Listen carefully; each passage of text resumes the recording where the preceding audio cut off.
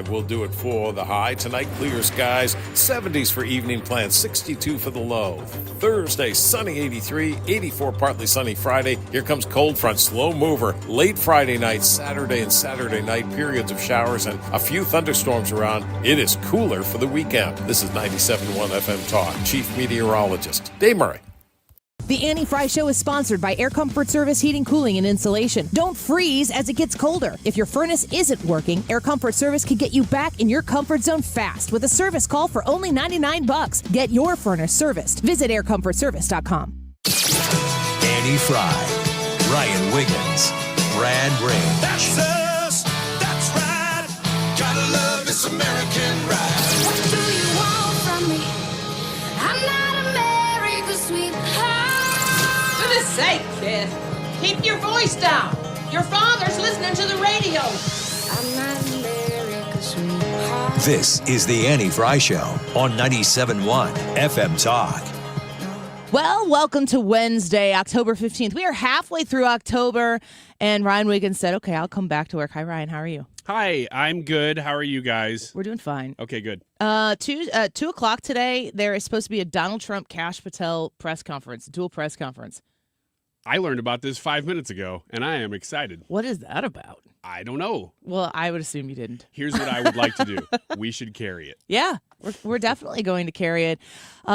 So the thing of that is when they say there's a press conference at 2 o'clock, it's probably 2:45. You never know, because sometimes they'll come out at 2:05, and yes, it's late, but it's still like, oh, man, they're right on time. Yeah. But the majority of the time, it's 2:30. It's a half hour late. So I'm trying not to. It's not my fault, Mark Reardon. if it starts, they're saying it starts at 2 o'clock, and we most certainly, because I don't have confirmed specific details on what it's going to be about. Let me ask you this question here.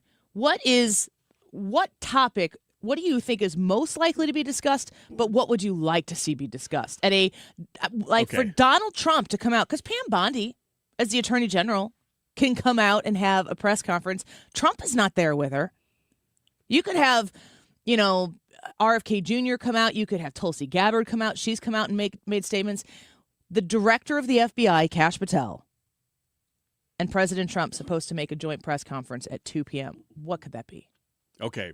The obvious would be that it was about Jim Comey, along those lines, because it's FBI related. He's the former director of the FBI. I'm going to take a stab in the dark here and say that it's January 6th related. I don't know exactly how, but I forgot about that one. That one could be because it's something that Trump has been vilified for a long time. I suggested off air that it could be the election. That's also possible, but I have a feeling that if it were election related, he would go out with Tulsi Gabbard. He would do a press conference with her. The FBI is intricately connected to the January 6th thing because all of these FBI agents that were present, what is the number? The number off the top of my head is like 246. It was 270 or something. Yeah, the number was between 250 and 275, somewhere in there. And what is the knowledge of what we have? Because it's little, but what is the public knowledge regarding those agents? They were plain clothes, correct? Yep. Weren't they sent out after, like on January 6th? Was it pre-planned for them to be there? Yes. Yeah. What we have confirmed, because I've dug into this and listened to what Kash Patel has said. And Dan Bongino, I haven't heard say much about it at all.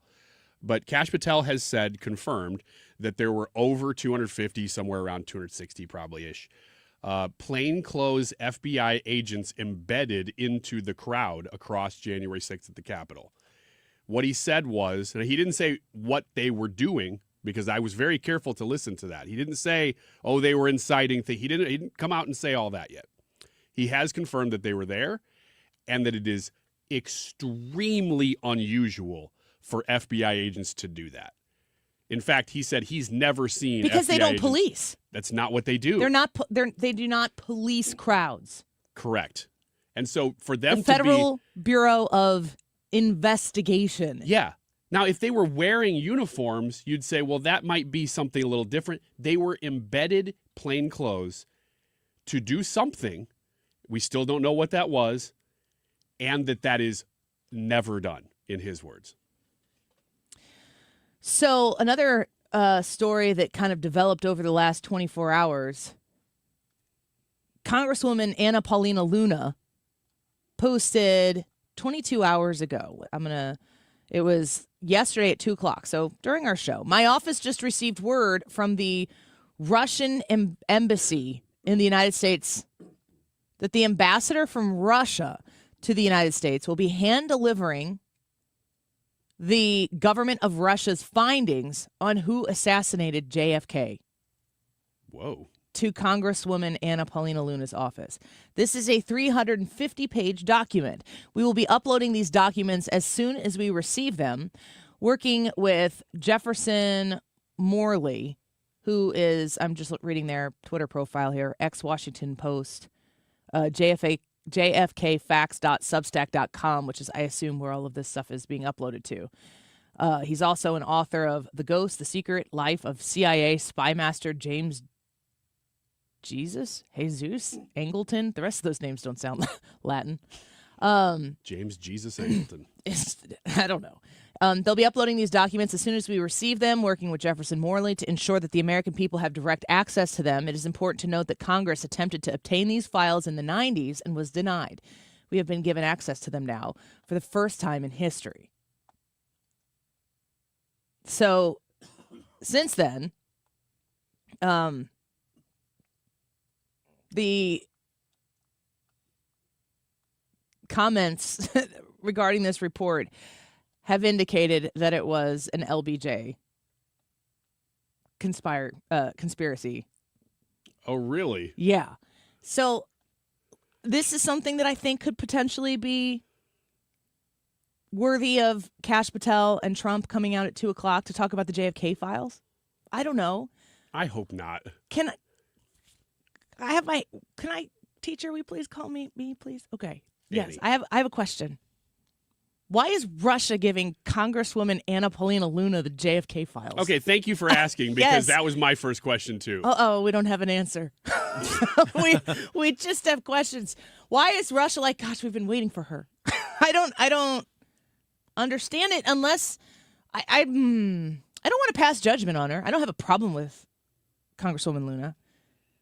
But are they waiting for somebody who would willfully put these out? Is Russia just going to hand over information that is going to help the United States? No. The answer, student, the answer is no. Conspiracy. This is what Hunter Biden was trying to get in Ukraine. Shut up. He was in the wrong country. Well, now you're onto something. This is starting to make sense. There are so many potential avenues for a Kash Patel, Donald Trump joint presser that and they're huge. They're huge avenues. This is going to be incredibly devastating if it's not big. I got a text that said, and I don't know if this person knows anything, but just saying, I think it's going to be about the Charlie Kirk assassination. That's another good. It's another good theory.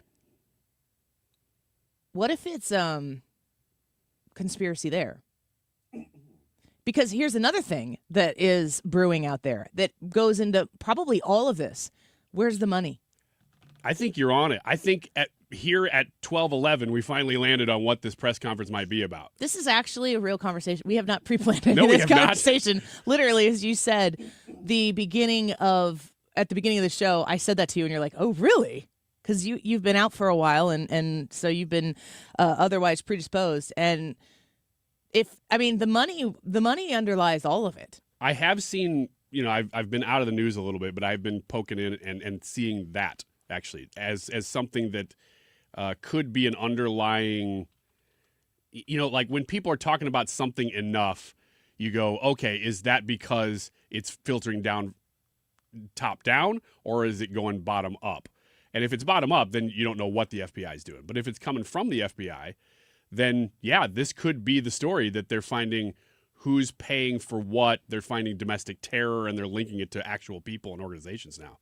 Another suggestion here, I'm just breezing through some people who are on Twitter, is that they're going to do an update on crime. So we saw Kash Patel in front of the congressional hearings that he participated in. And, A.G. Bondi has just recently been at those. I thought Attorney General Bondi did a better job at that last hearing than I've seen her do in anything. She just seemed very kind of unfazed in a way that she just has a quality about herself. She has this kind of shakier voice that is just her voice. There's nothing wrong with her voice, as a human, but it doesn't project. Like, if you hear Josh Hawley speak, his voice and his presentation is to say it's half the game is to diminish his brilliance when it comes to legal things. But Bondi doesn't present herself just by the way she communicates with exuding confidence, but she definitely did so in the last hearing. And I'm not on the fire Bondi bandwagon. I trust Trump to do that when it's time, if it's ever time, or to not do it if she's doing the job. But I am relishing the possibility that after Governor DeSantis's term is up in 2026, that he goes in and does a deep state dive into our federal government and cleans it all out. Maybe Bondi is the right person for the job, and if she is, completely fine, trust Trump. But I'm a DeSantis fan. Everybody here knows that. But there's a suggestion here from Rob Bluey, who is with the Daily Signal, saying the FBI Director Kash Patel will provide an update Wednesday afternoon on the Trump administration progress in reducing violent crime across the country. A White House official told the Daily Signal. President Donald Trump and Patel are holding a press conference at the White House amid the administration's nationwide crime crackdown. So I wonder if there's a possibility that we will get a furtherance of information about what's going on in Chicago, which is another big deal. The fact that Illinois is at the epicenter of complete and total political malfeasance. I was going to say negligence, but I'm going to change it to malfeasance. The way our state is run in the state of Illinois, the way that politics trumps common sense every single time. For the rest of the country, it's a laughingstock. There was somebody who picked up the story. I don't know if it was Colin Rugg or who it was. Somebody just in the last few days tweeted the story and was like, can you believe this? The toilet story from J.B. Pritzker ripping the toilets out of his house. Is this mortgage fraud? Because listen, that is the soup du jour right now of criminal prosecution for the people who wanted to go after Donald Trump. People are going to call it tit for tat, whatever. But was it mortgage fraud for J.B. Pritzker to rip the toilets out of his mansion so that it would be labeled uninhabitable so that the tax... his mansion, J.B. Pritzker's mansion, was uninhabitable because while they were doing renovations, they said get the toilets out of there so that the taxes on it would be less. Is that tax evasion? I don't know, but we're used to it in Illinois. We're calloused. Our calluses have calluses in the state of Illinois because of doofuses like J.B. Pritzker, and we know that we can't compete with his Scrooge McDuck gold doubloons that he invests in his own campaign. He put $50 million in his first re-election term before he even announced he was running, of his own money. Good thing he saved $4,000 on his property taxes one year. What is the deal? Why would you even do that? I don't know. I don't know. But somebody nationally, in the midst of all the JB, there's probably people doing the deep dives on JB Pritzker because they'd love to take him down. And they're like, hey, guys, he took the toilets out of his house. And I'm like, oh, I know. We know. We've been there. This is how much people have looked over the state of Illinois for so long because it's Midwest corrupt. It is, but we're nice about it. So we're not throwing flames about it. Gavin Newsom gets the attention when he starts talking and he starts moving because he lives for it. That's his job. His job is to be attended to. And the willful lapdog media has been right there to feed it. But I don't understand why, but J.B. Pritzker is just not as attractive of a candidate to do that to as Gavin Newsom. That's a perception. That's a correct perception. He wants to be in the conversation for higher office, but everybody looks at him and goes, it's not going to happen, man. He's definitely lost weight from his peak. There is an ounce of propaganda in J.B. Pritzker's walks. J.B. Pritzker gets interviews doing walks. Yay. Oh, you just caught me exercising. I guess I can do an interview. Oh, hey. Oh, gosh. Funny okay. seeing you here. Might be a little out of breath, but I'll do my best. Yeah. Look how safe it is. How'd you get around security?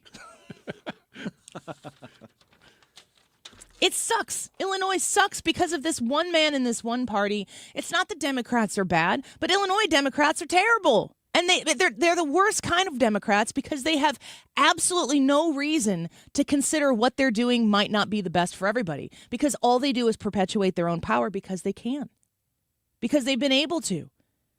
The ability to compete against J.B. Pritzker. I mean, how many Democrats do you see going out there and talk about money in politics? Like, people who are running regular campaigns are like, the money is bad. There are people who have criticized Donald Trump and Elon Musk, big donors or whatever. And Kamala Harris spent, what was it? Was it $2 billion?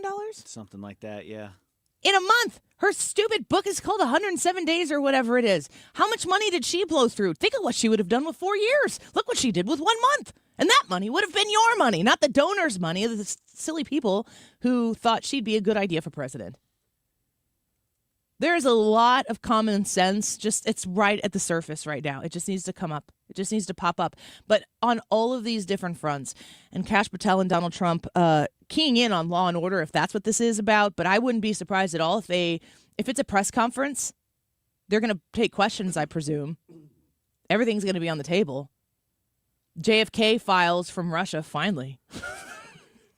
Is Anna Paulina Luna going to be there? She might be in the press. I don't know. I don't understand. I see the dots, but I just don't know how to get one connected to the other. It is what it is.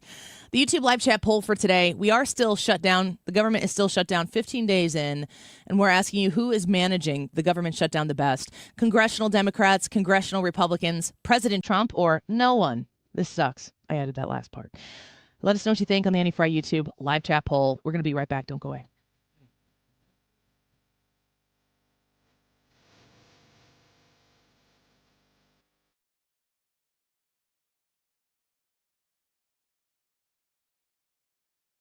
Hi, I'm Bob Kershaw with Retirement Advisory Group. Are you worried about market volatility? Are you concerned your money won't last you through retirement? Hi, I'm Tammy Kershaw, and as a family-owned business, we are committed to protecting your retirement, whether you're nearing retirement or already retired. We have a lot of folks that aren't aware of all the new investment choices that are available, which give you growth and protection from losses at the same time. Are you aware of all the fees that you are currently paying? We can show you how to avoid those fees. So come in now for your free retirement review and get a second opinion on your retirement plan. And just for coming in, you'll get a copy of our latest edition book, Your Key to a Worry-Free Retirement. Let us show you how to retire with confidence. We are proud to say we haven't lost a penny of our clients' money in 39 years, and we won't lose a penny of yours either. Let our family help your family. Call us now at 314-993-9494 or go online to retirementkey.com. That's retirementkey.com. If your kitchen's not even functional and you can't stand the look of your bathroom, stop just living around the problem. Let Lakeside Renovation and Design help you love your home again. From spa-like bathrooms to these beautiful, functional, custom kitchens to a finished basement, their in-house team over there at Lakeside, they're going to help bring any vision you have to life. They're going to walk you through every step of the process, the planning, the permits, all the things we don't like to do. They take care of it. You just have to dream. And they have financing options like 0 payments, 0% interest for 24 months. Schedule your free consultation today. It's lakesiderd.com.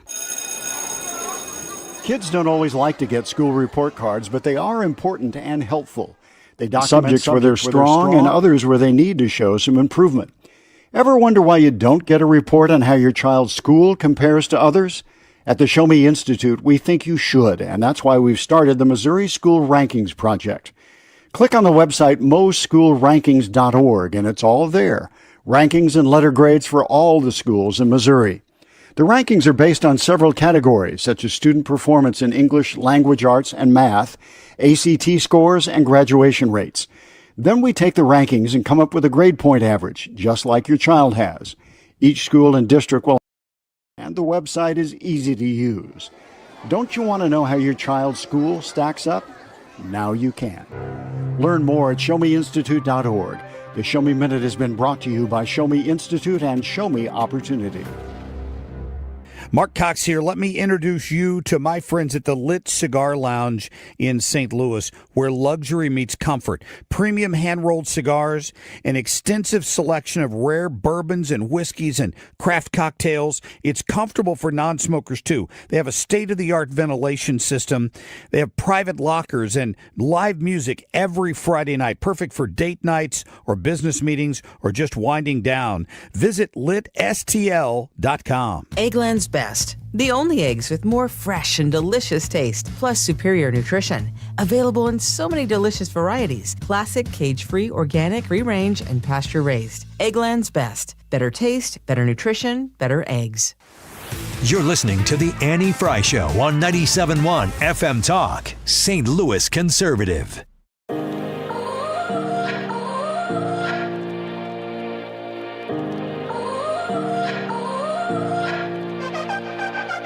You gotta go and get angry at all of my honesty. You know I try, but I don't do too well with apologies. I hope I don't run out of time, cause someone call a referee. Cause I just need one more shot, have forgiveness. I know you know that I made those So the YouTube poll for today is about the government shutdown. I struggle back and forth as your show host here. Like, how much do you want to belabor? I think my assumption is a large portion of you folks are like, tell me when the shutdown's over. But the play-by-play of it, It's tough because most of us know somebody either close or extended that is affected directly by it. Yeah. But most people aren't affected by it. So it's like you're going, oh, well, my friend so-and-so, yeah, he's not working right now, but it doesn't affect me directly. But that's interesting because I actually know a lot of people that are directly affected by it. My church is right next to Scott Air Force Base. Okay. And a huge percentage of people that attend my church are active duty. And I've been talking to some of them. Like one gentleman, he said he's been at work every day because he's mission essential. He's been at work every day without a day since the shutdown started. So I think, what are they on, 14 now? No, 15. 15 days in a row that he's gone into work. Today is supposed to be, I think, payday. Yeah. And This is the 15th. And that was a concern as well. Would they get a paycheck? Seems like they're going to be able to get one through this first round, but they're not sure about the next one. So here's Treasury Secretary Scott Bessent. Thank you all for being here at Treasury today in the midst of this shutdown. We call on the moderate Democrats in the Senate to be heroes. Be heroes. Break away from the hive of radicalism and do something for the American people, because we are starting to cut into muscle here. We believe that the shutdown may start costing the U.S. economy up to $15 billion a day, and this is a decision the Democrats are making. And one of the reasons that they are not being held to task is because the mainstream media is not coming at them the way they would have if the Republicans were willing to keep the government closed. It is a very simple decision. Mike Johnson passed a clean CR. Leader Thune has the clean CR. 3 Democrats have voted for it. And right here, right now, I am calling for the moderate Democrats to be heroes. Be heroes and reopen the government for the American people. That's Secretary of the Treasury Scott Bessent asking the Democrats to be heroes. I don't really hear Democrats in their defense of what is going on right now and their role in it. I don't really hear Democrats saying we need to reopen the government. It's a nuanced viewpoint of where the Republican side of the aisle, which includes Trump. So our poll is asking who's managing the shutdown the best, the Congressional Democrats, Congressional Republicans, President Trump, or nobody. The consistent plea from the Republican side of this issue is open up the freaking government. The consistent plea from the Democrat side of this aisle is please blame Republicans for closing down the government. And I think that in the nuance there is really the true story of what's taking place right here, because all the Democrats are saying is the government is shut down and the Republicans are to blame. And I mean, I'm saying this out loud and I can hear the perspective in my voice, so I understand it's a subjective viewpoint. But the Democrats aren't begging the Republicans to open up the government. It's a tiny detail, but I think it's a really important one because the Democrats understand that they're the ones stopping this from taking place. Now, maybe they think it's worthy and warranted, and they have the right to do what they're doing right now. But just like any other right that you have, how you exercise that right can come with consequences, and you can still be within your rights. You just have to bear the consequences. Trying really hard to be objective here. I don't even like the CR. I don't like the clean CR because it's just more. You'd like to see the Republicans use their majority to actually cut spending. Yeah. But they haven't, and so I'm not a big fan of that message. However, objectively, how could you, if you have all the facts, look at this and say, oh, this is Republicans' fault? They passed the same spending that's been going on for years back through Biden, and that Chuck Schumer and Democrats in the Senate just voted for in March. They're trying to just keep that going now. Now, if you're saying, well, I'm a Democrat, I think doing this actually gives Democrats more leverage, well, that's fine. But then you have to acknowledge, too, that you're still responsible for the government being closed right now. You know, you said, how can you if you have all the facts? And I think what the problem is that there's muddying of the water of the facts. So people do have all the facts, but some of the facts that they're like pushing out there is like, well, who controls the White House? Who controls the politics, House? though. That is politics. I mean, that's all. Muddying of the waters is a definition of politics. A policy here, but we want the Democrats. What the Democrats are trying to do is they're trying to hold the government hostage so they can get something that they want. And what the Republicans are trying to do is pass the same, just to your point, Ryan, the same funding that existed. They're not asking for anything. They're asking for absolutely nothing to get to the point where what the Democrats are asking for can be negotiated in good faith.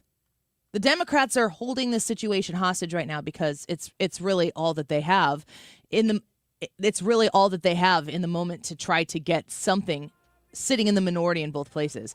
And every time that whole Republicans hold the government, House, Senate, executive branch, count to 60, folks. And if you want the Republicans to go nuclear here, if that's what they're trying to do, is push the Republicans into making some sort of nuclear option where they get rid of the filibuster so they can pass this even without Rand Paul's vote. That's a risky game to play because Donald Trump's Senate still has 3 years left, 3 years plus, where they could do that again. And I don't think the Republicans want to do that. I don't think they want to go down that route. Let's talk more about it when we come back. Who's managing the government shutdown the best? Let us know who you think is handling the situation well, if anyone, on the Annie Fry YouTube channel. Stream us live at the Odyssey app. We'll be right back. Is it too late now to say sorry? 'Cause I'm missing more than just your body. Oh, is it too late now to say sorry? Yeah, I know that I let you down. Is it too late to say sorry now? HomeshieldFoundationRepairs.com. Your basement bowing walls, your foundation walls, are they in need of repair? Obviously good construction makes it so those basement walls are very strong. They can handle a lot of pressure. They can take compression. Over the course of time, sometimes that might fail. Maybe certain circumstances, environmental circumstances, whatever, causes them to fail a little bit. If you have walls that have begun to bow, that have begun to crack a little bit in your basement, you need to get that looked at as soon as possible. And Matt Hayes and the amazing team at Home Shield Foundation Repair can come look at what you're dealing with and tell you how to solve the problem and stop those problems from growing right there in their tracks. You call them at 314-227-9636. 314-227-9636.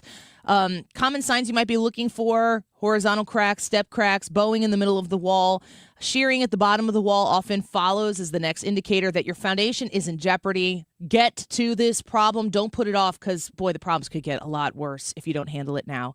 Learn more at HomeshieldFoundationRepairs.com. Hi, Mark Cox with Gloria Lou, owner of Your Home Sold Guaranteed Realty. Being an actual client, I know a lot about you and your business. Today, I actually found out a few things I didn't know, like your home sales stats. Compared to the average agent who sells less than 4 to 6 homes a year, you actually sell a home about every other day. And even more impressive, your business has been built on giving back to our local community, including supporting St. Louis Children's Hospital. Thank you. Every business should have a Go Serve Big initiative. When someone makes a referral, they're helping our communities, including St. Louis Children's Hospital, which is very special to me and my family because they helped me when I had my son many years ago. Today, sellers want to sell with certainty in this uncertain market. My upfront written guarantees are my secret to selling your home fast and for top dollar. Friends, the secret is out. Call Gloria right now at 314-325-6888. That's 314-325-6888. Or visit GloriaHasTheBuyers.com. Gloria and seller must agree on price and possession date. When you work with a home improvement company, you want to make sure they are recognized as one of the best. Mark Cox here from my friends at Chesterfield Fence and Deck. They just received the Big 50 Award. That's featured in Remodeling Magazine to honor the top 50 remodelers in the country, to recognize the industry's best and brightest. Now, a little bit about Chesterfield Fence. They've been around for 56 years, since 1968. Under the same ownership. You're invited to their showroom in the Chesterfield Valley, or they'll be happy to come to your house, give you a free in-home estimate at absolutely no obligation. If you want a new pergola, you want a new sunroom, of course, the fences and decks that they have are outstanding, and they will design them to your specifications in your backyard. Now, right now, mention Mark Cox, get a special discount of 20% off your next outdoor project with Chesterfield Fence and Deck. Check them out online and tell them Mark sent you. It's ChesterfieldFence.com. You a big fan of Annie Fry? Well, you listen right now. I mean, she's on the air. She's asking you directly. I'm in the room. She's asking you a question. She's saying, I'm inviting you to come and hang out with me, Annie Fry, and answer this question. It's the YouTube live chat poll of the day. This is weird. I'm just trying to personalize it. Because some people listen, they think, my vote doesn't matter. Your vote does matter. Yeah, this is the science. Who is managing the government shutdown the best? Congressional Democrats, Congressional Republicans, President Trump, or no one? That is the YouTube live chat poll of the day. If you've never voted, you find today's live stream on YouTube, and you just click on it. That poll will come up. You click on one of those options, and you are a part of the show. 12:35. This time check is sponsored by Jerry Kelly Heating, Air Conditioning, Electrical, and Plumbing. It's time for a $98 furnace tune-up. Built on backbone, not buzzwords. 97.1 FM Talk, St. Louis Conservative.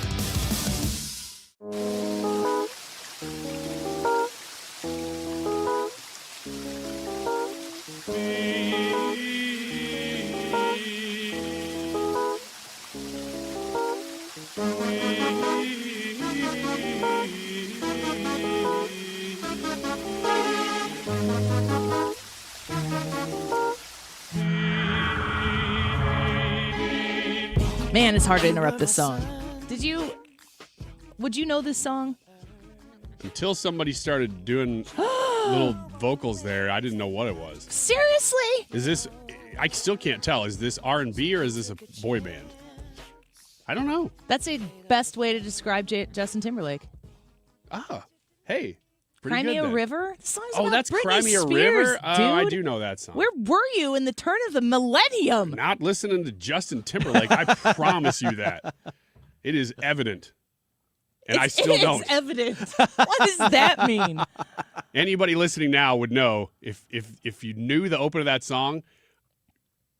I have no clue. I have it on good authority that in high school you actually wanted to be in a boy band. You just made that up. I know. I'm usually able to get through it. Oh, Rock Mountain. I'll have you know. Okay. I was in a boy band. And I said I will only be in it if I'm the cute one, so it was a bunch of real ugly, weird-looking dudes. Didn't you do a performance at Collinsville High School that had to do something with... Yes. Just tell me a story. Tell me a real story. Okay. Isn't there a video? Have I seen a video? There is a video of this. So do you remember the song Du Hast by Rammstein? No. Yeah. Give me a snippet. Brad, you can just pull it up. You want me to pull it up. Why don't you just sing it? You it? can do Korn. You can do this. Korn, I can do the song. Then do it. Du Hast. Du Hast mich. Du Hast mich. Why are your eyes doing that? Because you got to get into it. Yeah. So is this heavy metal or something? I don't know, Brad. Yeah. Is it? I'm feeling a little bit about German. whatever you just did there, how you felt at the beginning of Crimea River. Have you never heard Unfamiliar. Rammstein's Du Hast mich? Du Hast. What you just did there wasn't doing it for me, so Maybe. You've definitely heard it. It's a huge song, and it's a good song, actually. For whatever reason, that one does not get replayed. That is a 90s song that stayed in the 90s.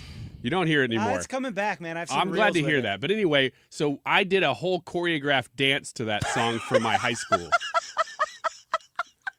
Why? And there is video of it, and I am the centerpiece of the dance. Ryan. We are all wearing black trash bags Ryan. and hard hats and boots.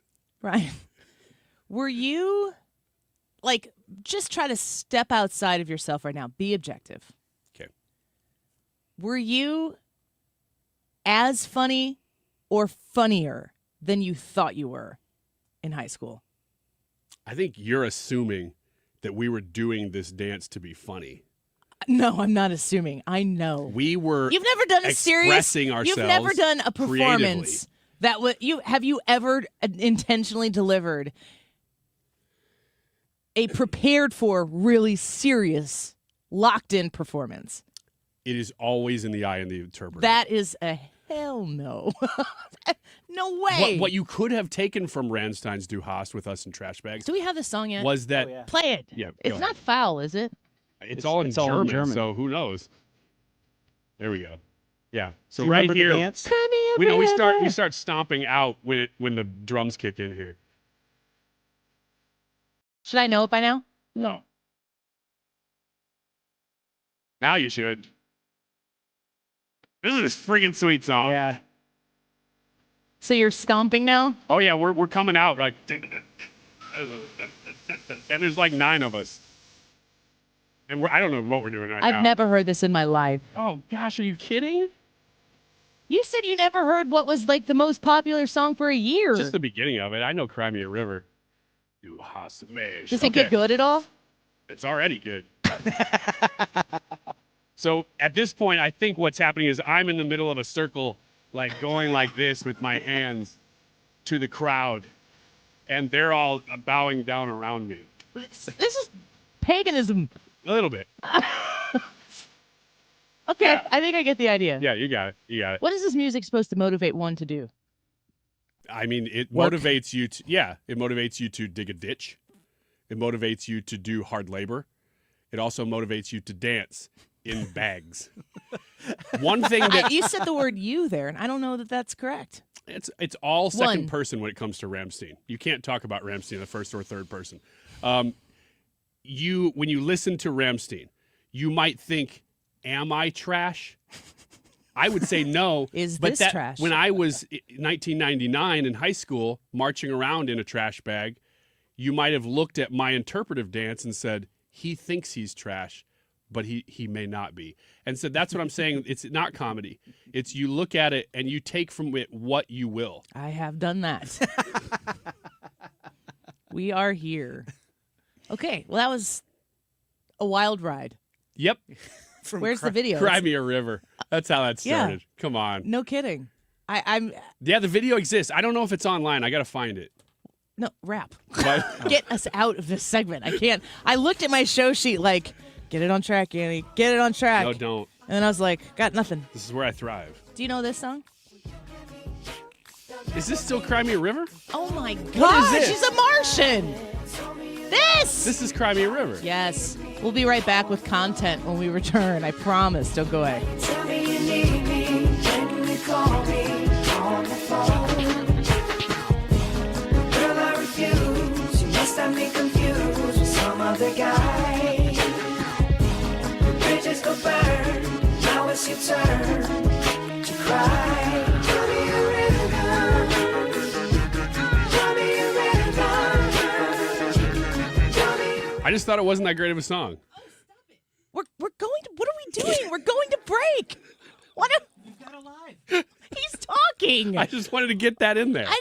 Did you see the light and think it was my light? Yes. It wasn't. It was his. It was mine. Ryan, get out of the room.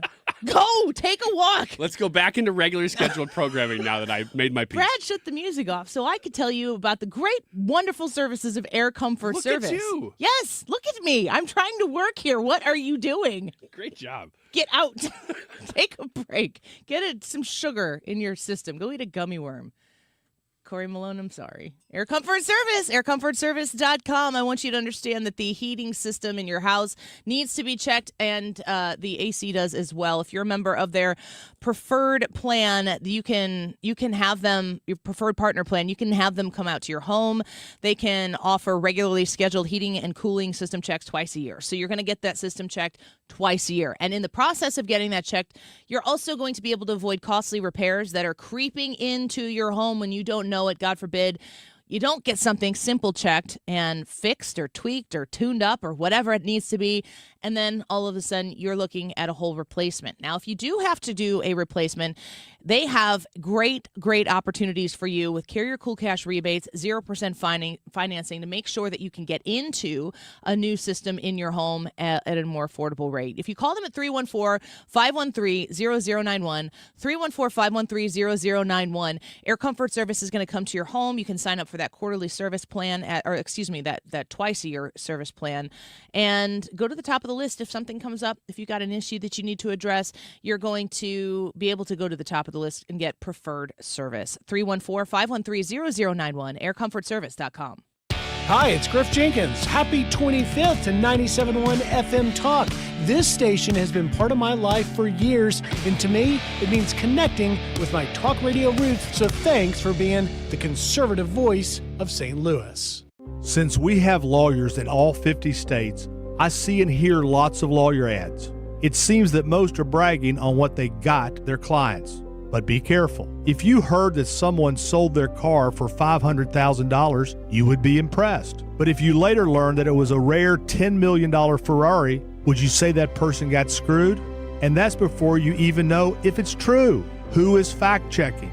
And how much went to medical bills and lawyers' fees? If you want to get an idea what your case may be really worth, visit forthepeople.com and go to settlements and verdicts.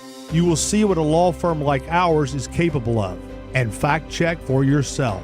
All that glitters is not gold. We became America's largest injury firm for a reason. We won big, a lot. At Morgan & Morgan, we represent consumers. Morgan & Morgan, forthepeople.com. Injured? Dial pound law or visit forthepeople.com for an office near you. Attention St. Louis Medicaid members. If you need assistance with daily living, you can receive a free service from Freedom Care in your own home from a loved one who lives with you. With Freedom Care, you decide who provides your daily care, helping you with preparing meals, bathing, laundry, transportation, and more. A family member or friend that gets paid weekly. This Medicaid program is available to eligible St. Louis residents. New to Medicaid? The Freedom Care family will guide you through enrollment, making it stress-free for patients and caregivers. With over 7,000 five-star Google reviews, we've perfected at-home care for Medicaid members and caregivers. If you live in the St. Louis area, this service is available through Medicaid, and with our InstaPay app, caregivers can choose to get paid weekly. So go to freedomcare.com now, or for faster service, call 314-697-4912, 314-697-4912. That's 314-697-4912.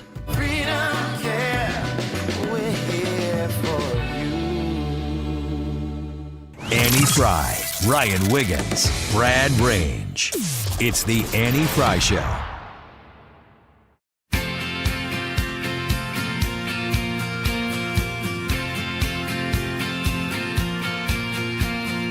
Baby, I got plans tonight you don't know nothing about.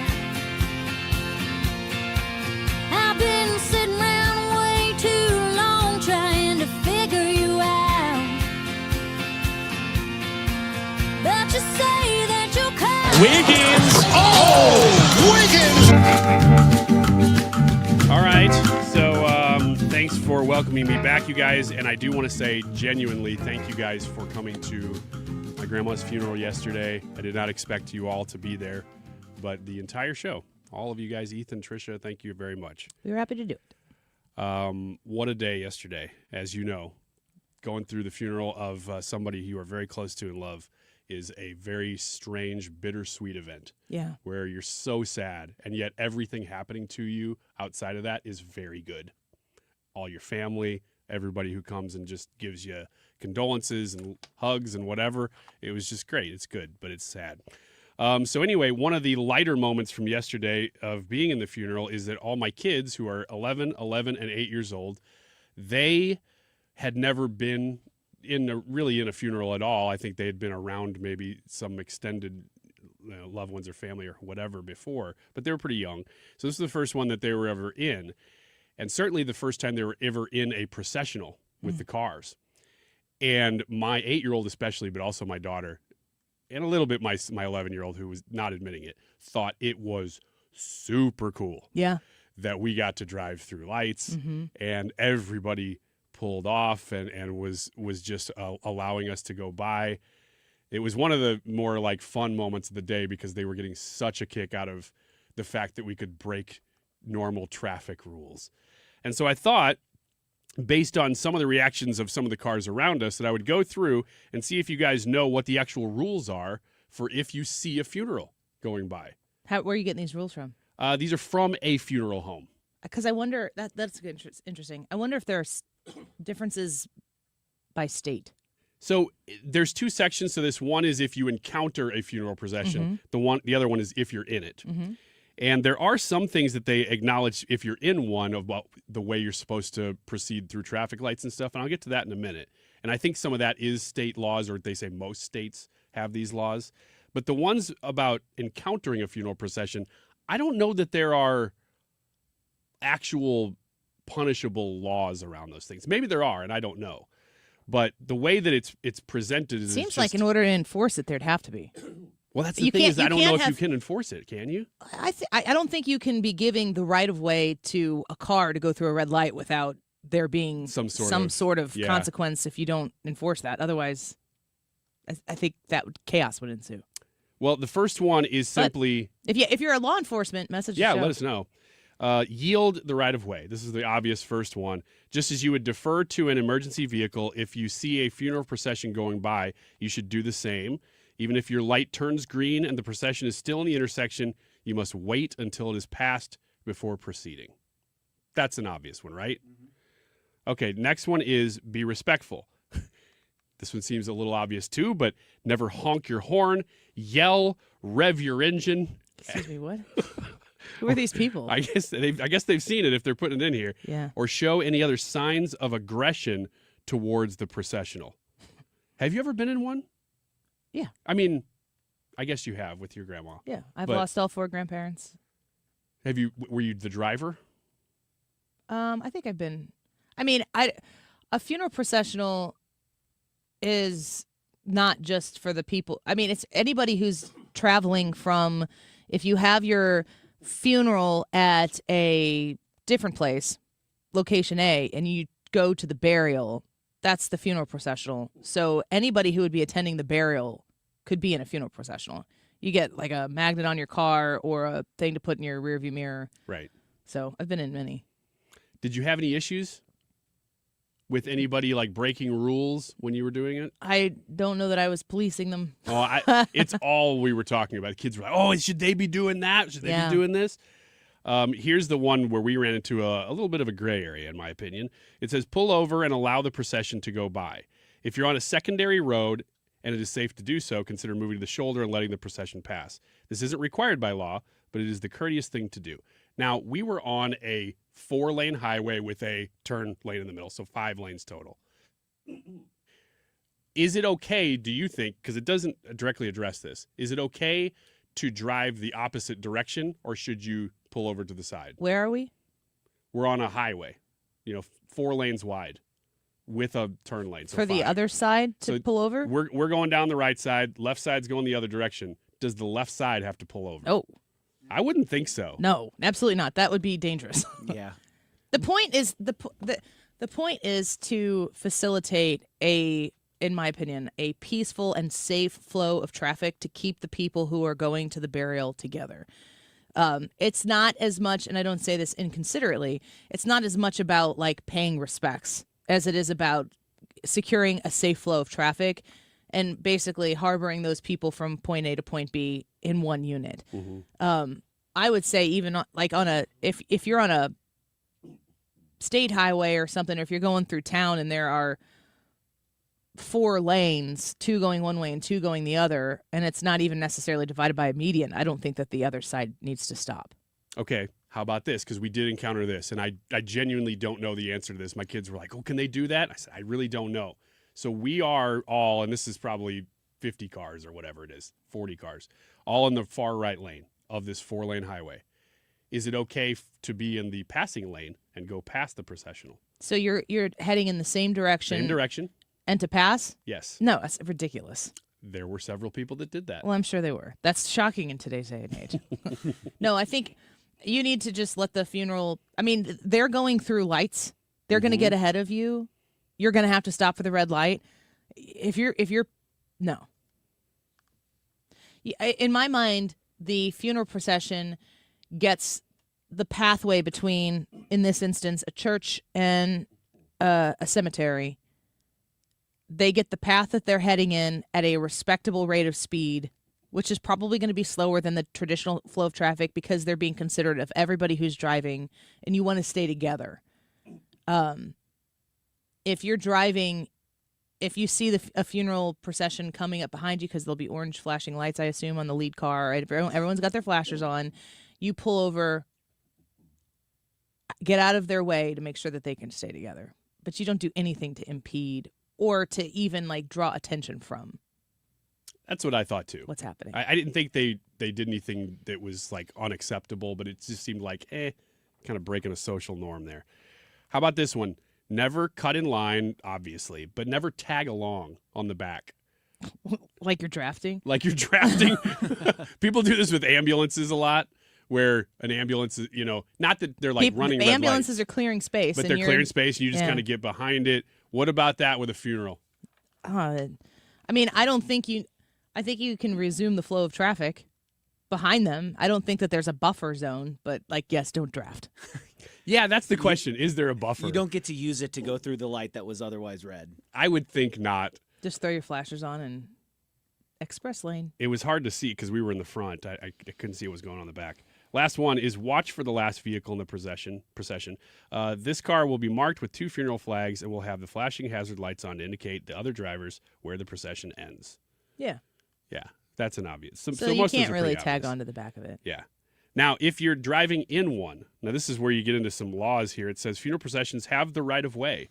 In most states, the lead vehicle of the funeral procession must observe all traffic lights and signs. So they actually do have to stop if it's a red light, because otherwise you're creating problems if somebody didn't see it coming. But then once it legally passes through the intersection, the rest of the funeral can follow without stopping. Yeah. So it's that first car Lead has car, to follow. which is always a member of a funeral home that understands these things. Right. They don't have to stop unless there's an emergency vehicle, and then you're like, ooh, now what? Emergency. Keep your place in line. Remain as close to the car in front of you as safely possible. Drive slowly. Like you were saying, Annie, most funeral processions go below the posted speed limit. Be respectful. Do not... I can't imagine being in a funeral and doing this, but it says be respectful. Do not blast the radio, use your cell phone, or honk the horn while you're participating in this event. And this one says turn on your headlights, but I'm pretty sure that now the most common way to do it is your hazard lights. Yeah, you're supposed to turn your lights on too. Lights and hazards. See, I didn't do that yesterday. Most cars that are of a certain age just have running lights on all the time anyway. So Yeah. I think that's why people have moved to hazards, is that a lot of cars have automatic lights on anyway. yeah, it's an obvious distinction if your hazards are flashing. So anyway, just a little timely news there because we just did it yesterday, and I was thinking about these things this morning. Deroy Murdock and Senator Eric Schmitt in the 1 o'clock hour. We're going to talk about the lawfare. Is President Trump and his administration engaging in lawfare? We're going to find out what the former Attorney General of the state of Missouri and current senator has to say about it at 1:30. Don't go away. If you suffer from burning, tingling, or numb feet, pay special attention as we discuss neuropathy with Dr. Patton, D.C. Doctor, what is neuropathy? Peripheral neuropathy is nerve damage to the feet and legs. What are the symptoms? The symptoms are numbness, burning, tingling, pain, and loss of balance. Is neuropathy treatable? It's absolutely treatable, and we have amazing results. If you have burning, tingling, numbness, coldness in your feet or hands or balance issues, call us at Comprehensive Integrated Health today for a nerve damage screening. The screening Screening will tell if you're at risk for serious complications and if you're a candidate for our cutting-edge treatment program. Don't wait until your symptoms are so severe nothing can be done. End-stage neuropathy leaves people confined to walkers, wheelchairs, and even amputations. The first 10 callers will receive a free nerve damage screening. Call 636-538-5188. That's 636-538-5188 for your free nerve damage screening. 636-538-5188. Stewart's American Mortgage. He's the bagel loan guy. 314-324-4440. That's the phone number to call him, text him directly, and ensure that you have the very best deal for your mortgage. Your current one right now, if you want to refinance, you can use a bagel loan. If you're shopping for a new home, you can use a bagel loan. The bagel loan is a new mortgage that you're going to get for a brand new home or for a refinance on your current mortgage that comes with $0 in closing costs. The reason a lot of people may not refinance to get a lower rate, since rates have come down a little bit from their highest highs. The reason people don't do it is because it costs too much to go through the process. You're like, okay, I'm saving money, but am I? Well, with the bagel loan, you are. And that's why I did it twice, to make sure that I had a mortgage rate that was super low in the twos back in the day when those were available. But I did it twice because there was no reason not to. And if you're thinking right now that you might be in that position as well, 314-324-4440. Call or text 314-324-4440. Google the bagel loan, NMLS number 226715. License number E2014A. Hey, it's good to see you. Dad, that's what Grandpa Rip always said. That's right.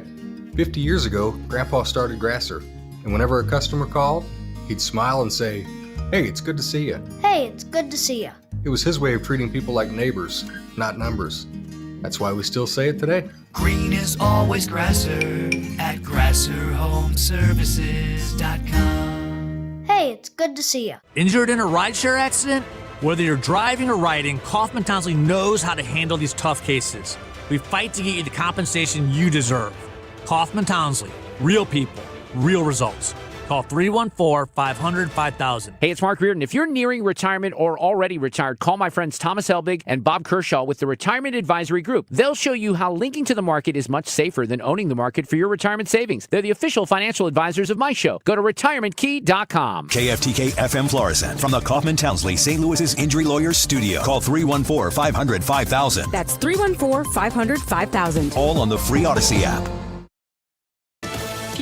In Israel, I'm Lisa Brady. Fox News says some of the dead hostages released this week are laid to rest, but 21 bodies remain in Gaza as Israel accuses Hamas of breaching a ceasefire deal by not releasing them more quickly. This as the group also faces pressure from a U.S. military leader over public executions targeting Palestinians accused of stealing aid or helping Israel. The head of U.S. Central Command, Admiral Brad Cooper, who is here in Israel, issued the following statement, quote, "We strongly urge Hamas to immediately suspend violence and shooting at innocent Palestinian civilians in Gaza, in both Hamas-held parts of Gaza and those secured by the IDF behind the yellow line. This is an historic opportunity for peace.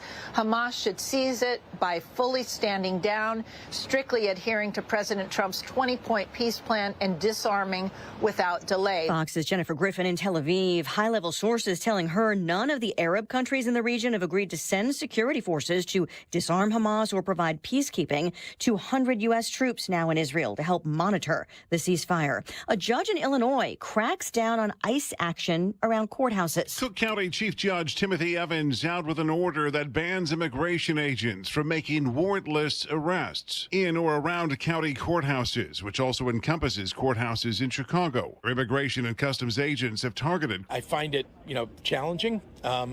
It is a challenge that constitutionally difficult to overcome, but I do think the courts are assisting us. Democrat Governor J.B. Pritzker. Other courts have also limited immigration operations, including the stand-down order of the National Guard and limiting protective measures around an immigration processing facility, rulings that are being appealed. Fox's Jeff Manasso in California. LA County supervisors declaring an emergency over ICE raids. America is listening to Fox News.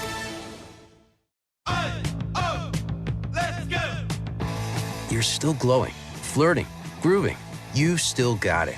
But your immune system weakens as you age, making it harder to fight flu, pneumococcal pneumonia, RSV, and COVID-19. Vaccines are a key part of any health routine and help strengthen your immune response. Ask your doctor or pharmacist which vaccines you need. Schedule in minutes at vaxassist.com. Sponsored by Pfizer.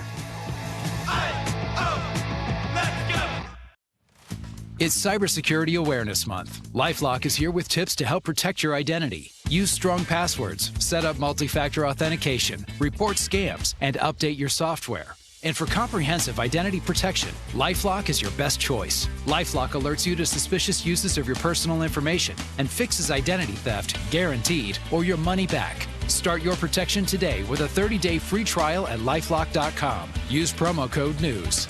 Terms apply. Air Comfort Service, heating, cooling, and insulation, weather. Our high temperatures back into the 80s this afternoon. Sunny skies, 85 will do it for the high. Tonight, clear skies, 70s for evening plans, 62 for the low. Thursday, sunny 83, 84 partly sunny Friday. Here comes cold front, slow mover. Late Friday night, Saturday and Saturday night, periods of showers and a few thunderstorms around. It is cooler for the weekend. This is 97.1 FM Talk. Chief Meteorologist Dave Murray. The Annie Fry Show is sponsored by Air Comfort Service Heating, Cooling, and Insulation. Air Comfort Service is hiring licensed journeymen. Don't have a journeyman license? Air Comfort Service will help you get it. Get guaranteed hours year-round and more. Apply online at aircomfortservice.com. Annie Fry, Ryan Wiggins, Brad Ray. That's us. That's right. Gotta love this American ride. What do you want from me? I'm not America's sweetheart. For goodness sake, kid. Keep your voice down. Your father's listening to the radio. I'm not America's sweetheart. This is the Annie Fry Show on 97.1 FM Talk. And realize there's a policy proposal that says your plan, and I'm going to quote it for folks, is to shift the tax burden from overtaxed homeowners in the outer boroughs to more expensive homes in richer and whiter neighborhoods. Explain why you are bringing race into your tax proposal.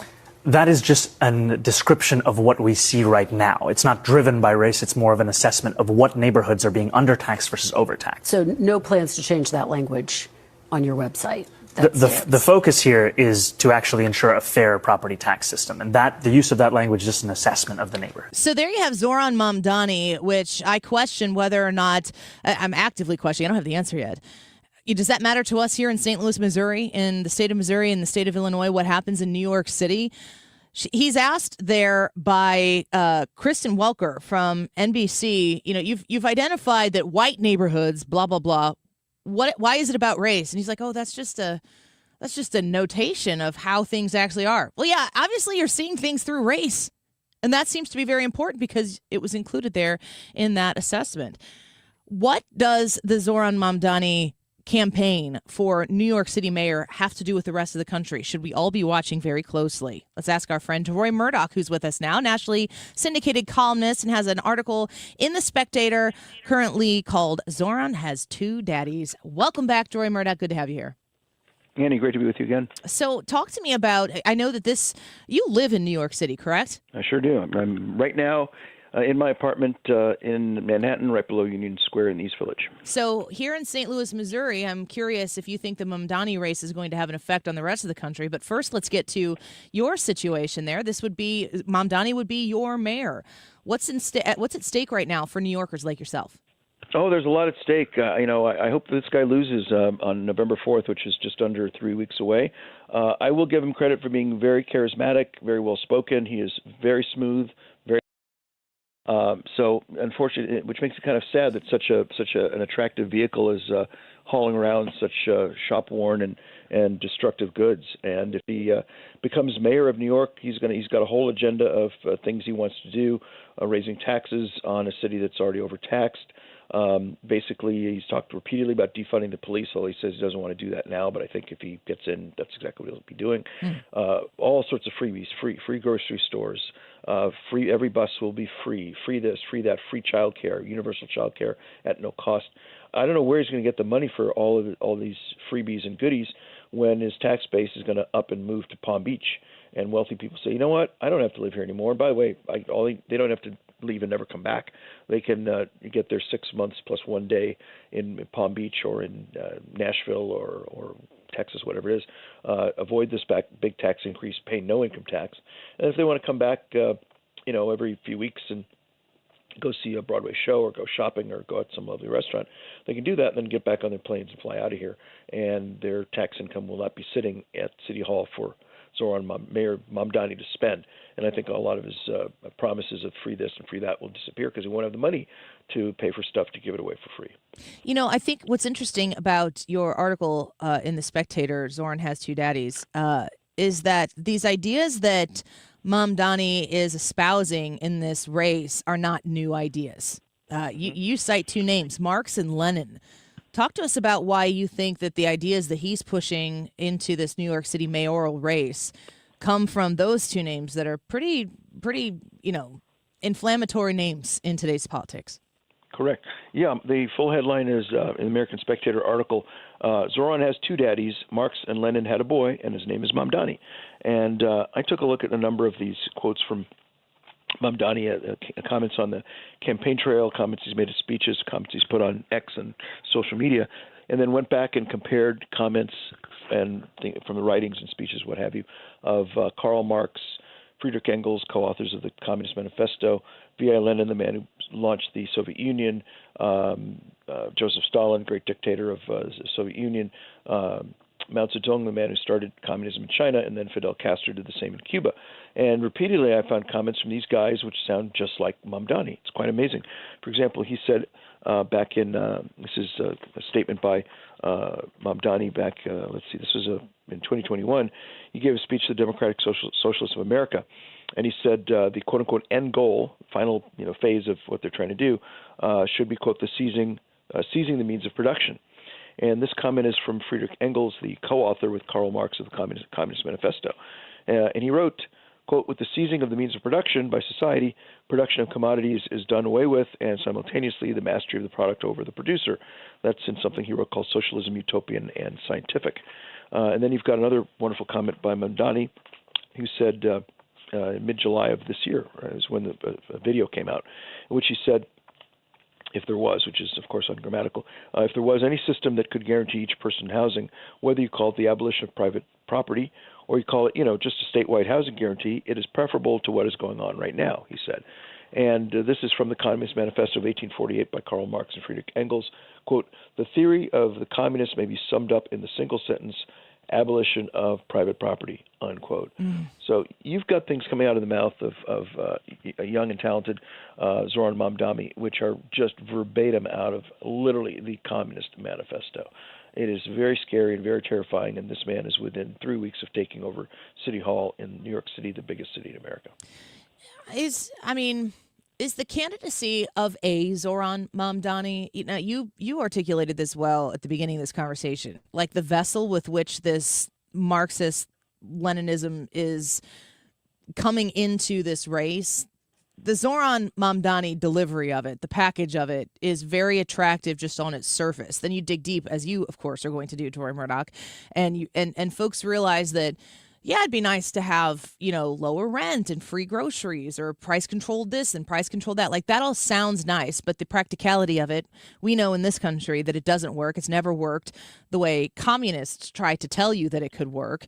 And the only way for it to work is if we do own nothing. I don't think anybody is actually really for that. But we've watched over, how long? A decade plus of Bernie Sanders being mainstream. I remember Hillary Clinton not being willing to define the difference between a Democrat and a Democratic socialist. I mean, the left side of the aisle hasn't been willing to call out the communist-leaning folks in their wing to define who they are, to separate the Democratic Party from Zoran Mamdani. So I feel like Mamdani is inevitable.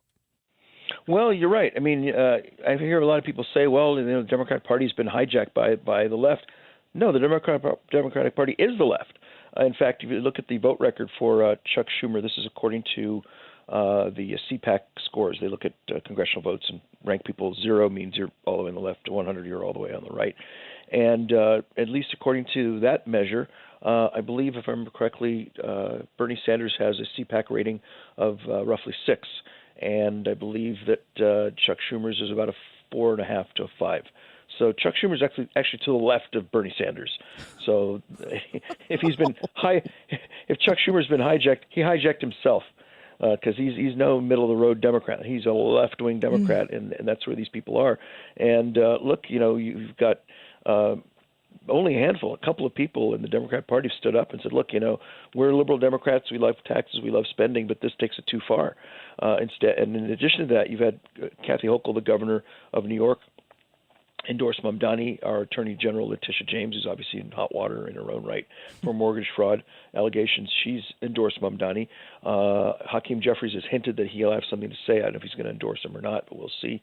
You see very few people do what Republicans did when an extremist won a Republican nomination in Louisiana. This goes back to the race between Edwin Edwards and David Duke, who was previously the Grand Wizard of the KKK.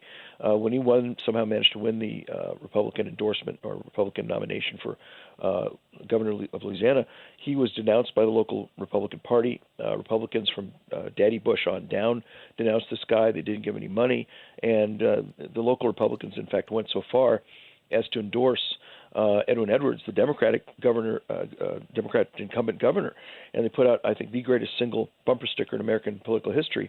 It would refer to the fact that Governor Edwards was a guy with all sorts of corruption going on. He had all kinds of corruption allegations, eventually got locked up, and the bumper sticker said, "Vote for the crook. It's important." This was put up by Republicans to get the Democrat elected because they wanted nothing to do with a former Klansman as their nominee. And I've not seen anything like that on the part of Democrats saying, look, we don't want a communist running City Hall. We're going to abandon this guy. Either they endorse him or they kind of stay quiet and don't say anything. Deroy, is there a moderate left any longer in this country?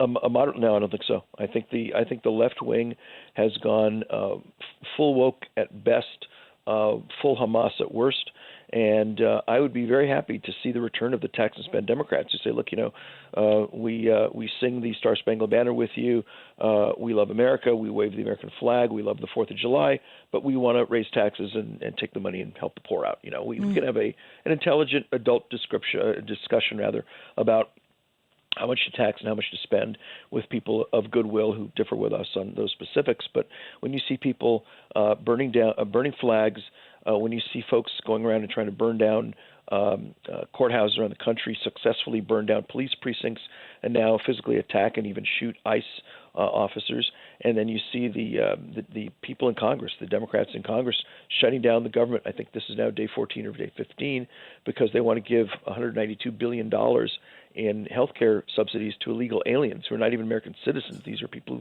they're not even people who came in with passports and visas. These are people who broke into our country. And these Democrats today in 2025 are willing to shut down their big, beautiful, gigantic government, which they love, over the issue of them being able to give $182 billion in medical freebies to illegal aliens. So there's no moderate left. There are no moderate Democrats left. We're dealing with a hardcore left-wing culturally Marxist party right now, unfortunately.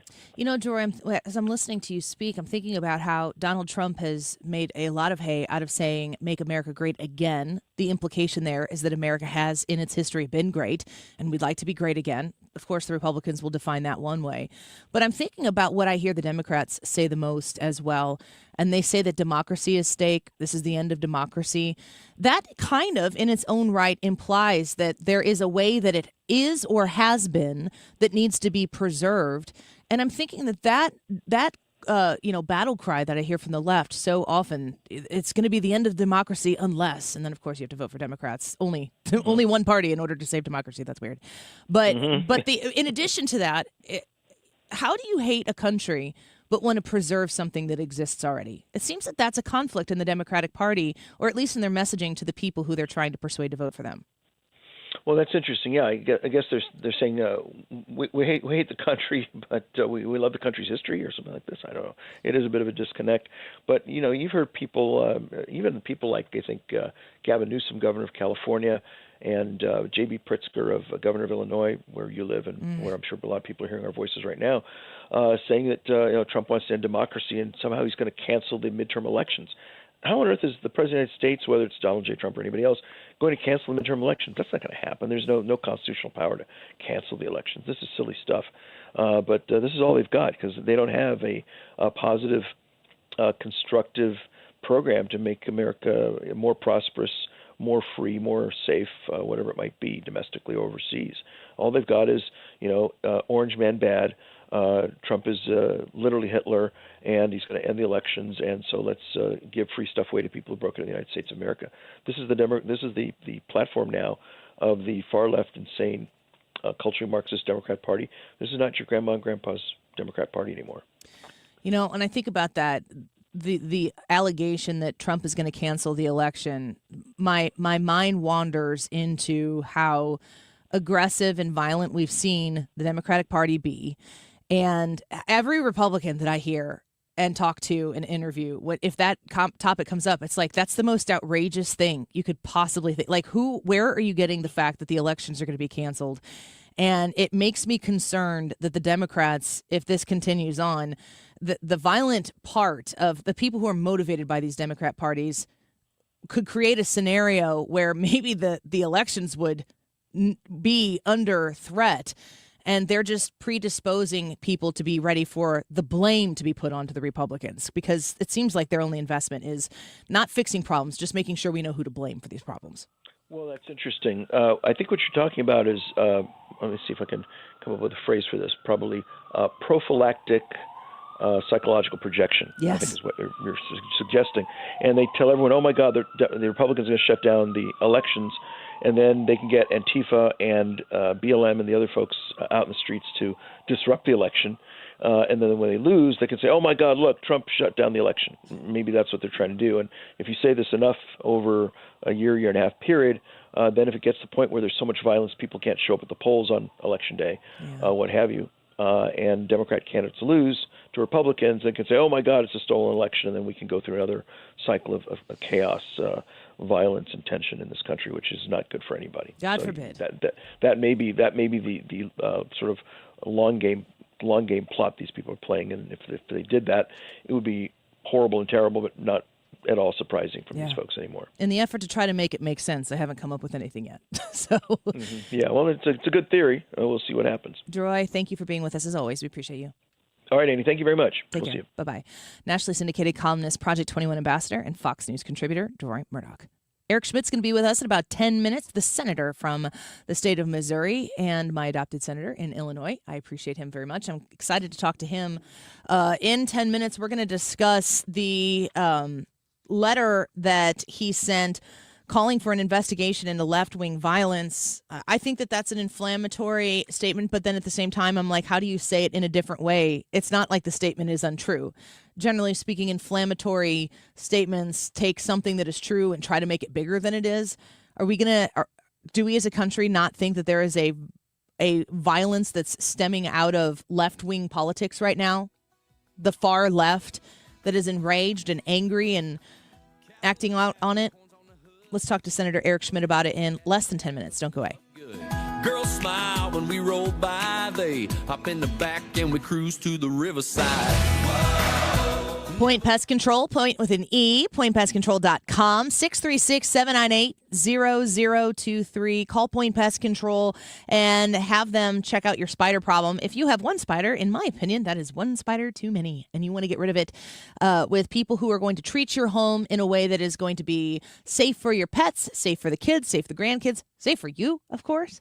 Point Pest Control does that. So many residences in Illinois and Missouri are treated by Point Pest Control, including mine, but also commercially, restaurants, businesses, offices all over the bi-state region are hiring Point Pest Control to take care of making sure that their places are pest-free. Call 636-798-0023 and throw my name in there because you're going to get an additional 10% discount on top of whatever specials they have going for you right now. I myself am a Premier Service Plan provider, or not a provider. I will not come to your house and spray for bugs. I don't like them. I send Point Pest Control. I am a Premier Service Plan subscriber, and I encourage you to consider it as well for your residence or your place of business. 636-798-0023. Point with an E, pointpestcontrol.com.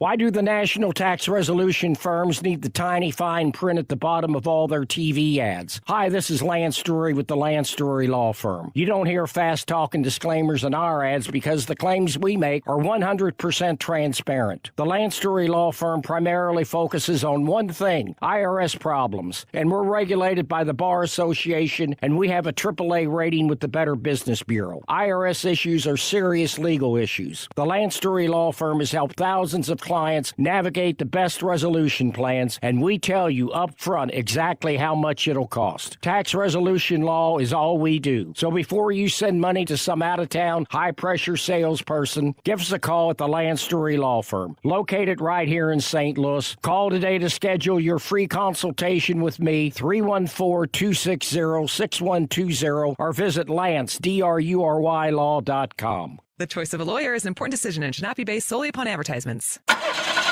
Is your car still under warranty? No, not anymore. My mechanic just suggested an extended service plan from Ox Car Care. Ox Car Care? Yeah, Ox will cover repair bills if anything happens to the car. New brakes, transmission, AC, or engine problems. Plus, Ox Car Care offers free oil changes, tire rotation, and roadside assistance. Wait, you pay nothing on repairs? Ox gets it fixed? Free oil changes, free tire rotation, and free roadside assistance? Yeah, you don't pay. Ox pays. Ox even has a 30-day money-back guarantee and is A+ rated on the BBB. They handle their claims from start to finish, unlike those other warranty companies. The last thing I need is an unexpected car repair bill. I'm calling Ox Car Care now. Call Ox Car Care for your free quote. 800-234-0633. Ask about senior and military discounts. Don't get stuck with a major car repair bill. Call Ox Car Care. 800-234-0633. 800-234-0633. Or go to oxcarcare.com. Sponsored by Progressive. We make the claims process easy so you can get back on the road in no time. It's why over 43 million drivers trust Progressive. See for yourself at progressive.com. Just a reminder that the joint press conference between the President of the United States, President Trump, and the head of the FBI, Kash Patel, is coming up at 2 o'clock. We will carry that live or give you the relevant information. We're going to be monitoring it because we don't know exactly when they'll start. Scheduled it to keep it here for all the information on what that might be because we're watching it just like you are and anxious to find out. It is 1:24. This time check is sponsored by Jerry Kelly Heating, Air Conditioning, Electrical, and Plumbing. It's time for a $98 furnace tune-up. This is the Annie Fry Show on 97.1 FM Talk, St. Louis Conservative.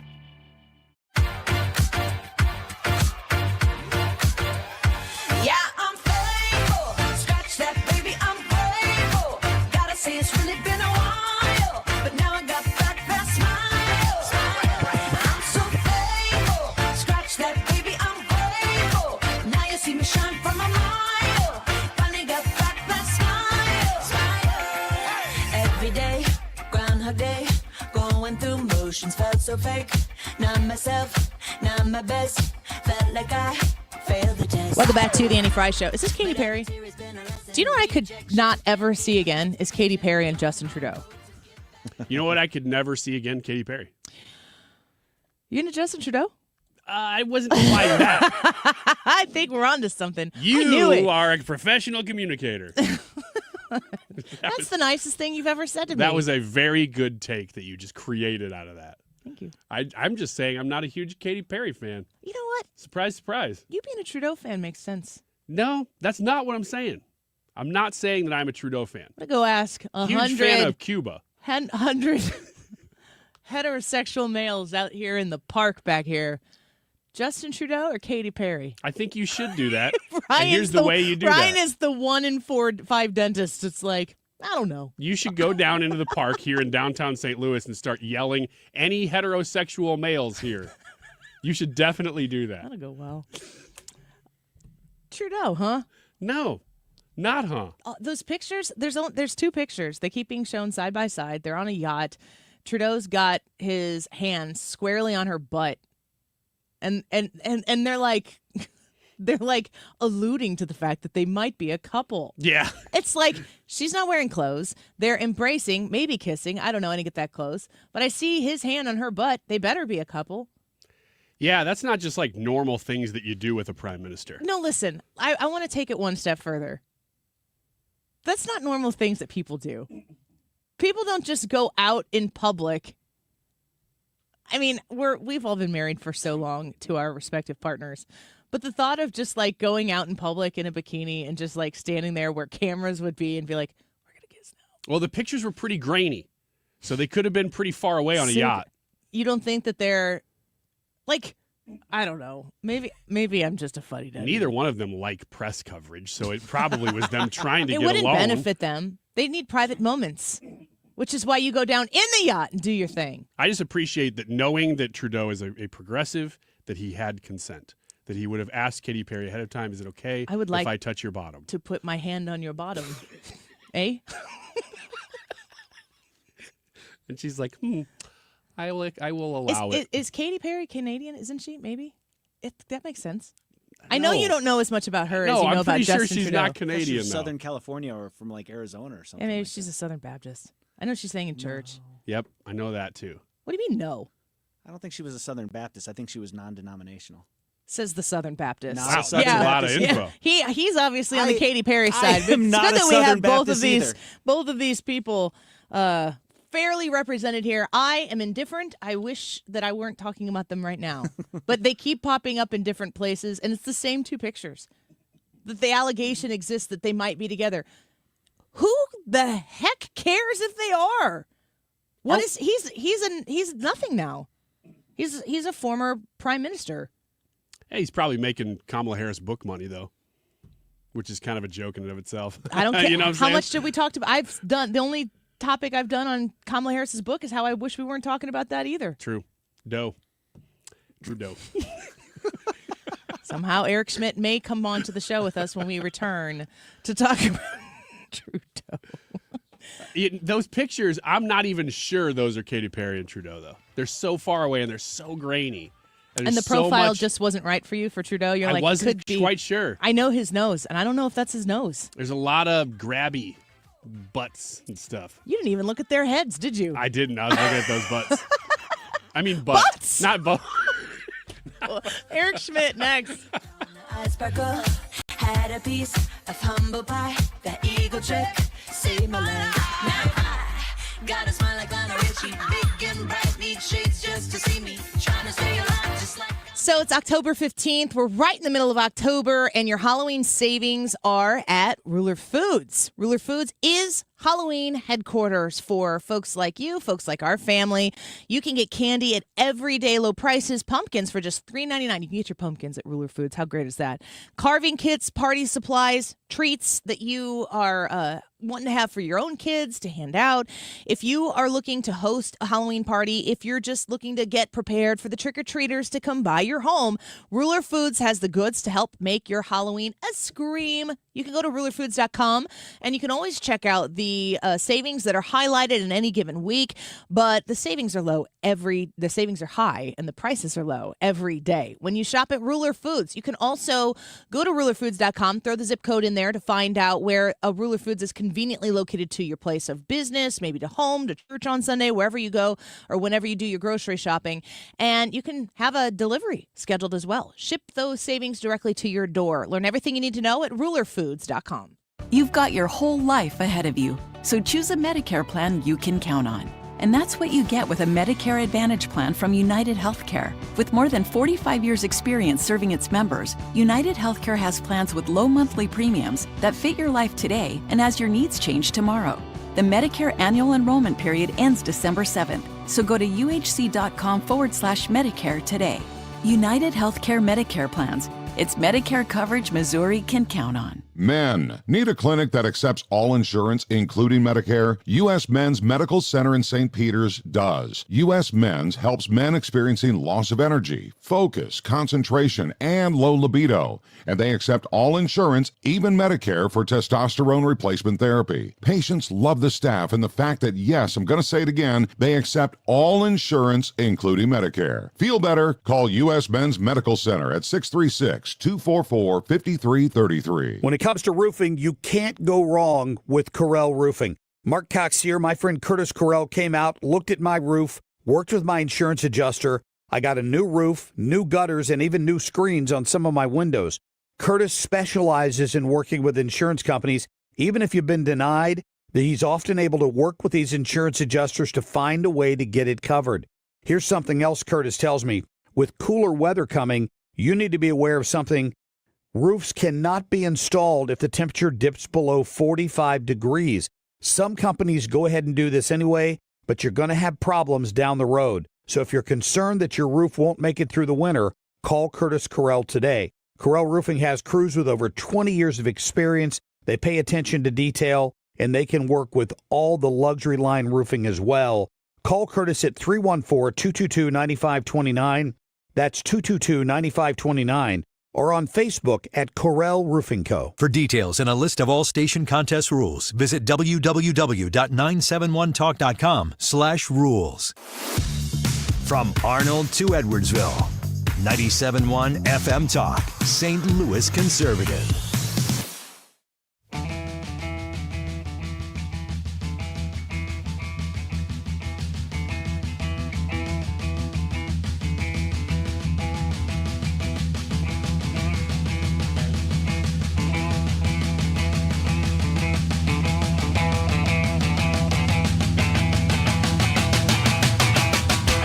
I don't trust at all that the Trump administration is going to hold any of these people responsible. We will. We're going to call for accountability. And indeed, the tables will turn someday. These people should recognize that maybe they're not going to get prosecuted today, although we're looking at doing that. But they may get prosecuted after the Trump administration for the things that they did because the statute of limitations won't have run. So there's Governor Pritzker talking about essentially lawfare and what he has in store for prosecuting ICE agents, I guess for doing their job, that someday they're going to have to pay for what they're doing right now. I also have peeked over at Senator Eric Schmitt's Twitter profile, and he's highlighted a St. Louis Public Radio post that says St. Louis immigrant groups want people to start preparing for a potential influx of federal agents. And we are now joined by Senator Eric Schmitt of Missouri. Senator, thanks for being with us once again. Of course, we love having you here. Here we're seeing it happen in St. Louis as well. People want to alert those individuals who might be here illegally that the federal agents are in town. What do you have to say about that? We're just not doing this anymore. Everybody's tired of it. I think these left-wing activists for a long time have flouted immigration laws, tried to obstruct ICE agents from doing their jobs. And, we're just over it. And they need to be able to do their jobs and do it safely. They have families. So it's going to happen. And they might kick and scream about it. They might cry about it. Maybe they'll have a protest about it. But the truth of the matter is, you have to meet mass migration with mass deportations. The Biden administration let 15 to 20 million people here illegally, and the American people rejected that. And you look at the polling, you look at the top one or two issues President Trump ran on, it was securing our border and deporting people who were here illegally. And that's what's going to happen. And so, but these people, and by the way, the other thing that's worth pointing out, Annie, this is nothing new. Bill Clinton deported 11 million people. Yeah. It's only recently that this has become a thing because the left has become so radicalized. They don't believe in borders at all. They think that anybody should be able to come here from anywhere in the world and stay here forever and receive taxpayer benefits. And you can't be a sovereign country if you accept that proposition. And so President Trump has been clear, and J.B. Pritzker is looking for some sort of moment where he's the resistance. I mean, he looks ridiculous. I would also take this opportunity, because you're one of my friends from Illinois, to all those Illinoisans who seek law and order and freedom and not tyranny, come to Missouri. Ugh. We welcome you. Come to the Show Me State, where you can live freely and without the tyrannical government of J.B. Pritzker. The constitutional refuge of the state of Missouri. Absolutely. I appreciate that offer. I hear it frequently, and it's becoming more and more enticing. I'm wondering, you're probably a little more familiar being a neighboring state when you served as Attorney General, and of course, in the state of Missouri as a legislator. You've been around the block for quite some time. So you're probably a little more familiar with the absurdity of J.B. Pritzker and Illinois politics, but it's really taken a national stage because of its idiocy that us folks here in the Midwest who know how this has been able to fester in the Midwest for quite some time, I appreciate the national attention to it. But it also seems as though the president has a love for Chicago. He has property in Chicago. I'm sure he wants to see Chicago succeed. Can you give me the positive side of what the administration is trying to do, what you see this and observe as somebody who has been law enforcement and, of course, now you're a lawmaker? What is the positive side? If Donald Trump is successful, if his administration is successful in places like Chicago, but across the country with this effort, what do Chicagoans and those other cities, what do they get if Donald Trump wins on this issue? Safety and security. And people don't have to live this way. I think that that many have accepted that people have to live in high crime areas and have no way out or no help. And what President Trump, I think, is doing is trying to challenge these old assumptions. Look at Washington, D.C. It's a different scenario because it's a District of Columbia. But carjackings went down 50%. Homicides went down 75%. Robberies were down 50%. Okay, we don't have to live this way. But it takes leadership, it takes courage, it takes empowering law enforcement to actually do their jobs, not prosecuting them. I mean, J.B. Pritzker might as well be a Soros prosecutor with that language. I feel like I've heard that from Kim Gardner, where law enforcement, where they were being intimidated from doing their jobs for fear of prosecution themselves. And so I think it just takes leadership and laws that need to be enforced. And that is just not where the modern Democrat Party is. I feel bad. I mean, my wife's family is from Illinois. My wife's from Illinois, Galesburg, Illinois. So south of I-80, I mean, it's completely red. But even the people, and I say this because we're all Americans, no Democrat living in Chicago should have to be worried about a loved one being murdered or having to clean up that broken glass on a Sunday. These are real people who have their own hopes and dreams. And the Democrat leadership has failed them time and time again and made so many false promises and just kind of, engaged in this race baiting and this divisive politics. I think what Republicans are saying is no matter what your skin color, your religion, whatever, you deserve to feel safe. And that is what President Trump's trying to do here. And I just can't believe actually we're in a place where you've got a governor of a state like Illinois who's refusing that kind of help. We saw it, though, before. I made this point with Dick Durbin, actually, in the Judiciary Committee hearing where he was worried about the National Guard. I said, there was another time when a Democrat governor was obstructing federal law. It was in Arkansas. And Eisenhower sent the 101st Airborne in and the National Guard to make sure those black kids could go to school. And again, the Democrats seem to have a real problem here with people being able to live their lives free from discrimination and free from crime. But Republicans are going to stand up and fight for them. Yeah, amen to that. Senator Eric Schmitt speaking with us right now. I want to shift a little bit into this call that you have right now to look into the left-wing violence in our country. I'm going to admit to you, Senator Schmitt, that I'm trying to pick my words very carefully as a broadcaster who, in the wake of the Charlie Kirk assassination that everybody saw, I feel like that is one of the very few real truths that nobody can argue because everybody saw what happened. This can't be spun. What happened to Charlie Kirk, it really can't be spun by a media to soften it because it was as harsh of a reality as we could accept publicly. But when I say left-wing violence, and if I'm saying it casually in conversation here on the airwaves in between, some segments where we're talking about pop culture or something, I don't want to use my platform here to talk about who I refer to as like Thanksgiving dinner table Democrats who are in your family. They vote that way because the unions always told them to vote that way, whatever. I don't want to make those people feel attached to the left-wing violence that is a very real thing in our country. I don't want to conflate that all together just for the sake of conversation. But at the same time, there is a real thing happening with people who are very far left, and they feel as though there's like an entitlement that the ends justify the means in the worst possible way, and you're calling attention to it.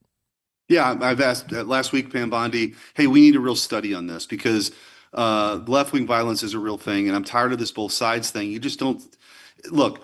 Let's give some historical precedent here. The left has advocated for this, including the Weather Underground in the early 1970s, where there were, bombings every day. And people, Saul Alinsky's model, and Bill Ayers, who was part of that, ends up hosting the first fundraiser for Barack Obama in Chicago. So many of those people who were committed to violence on the left ended up with professorships and were rewarded with these nonprofits. And now we're sort of a generation later. So this is nothing new.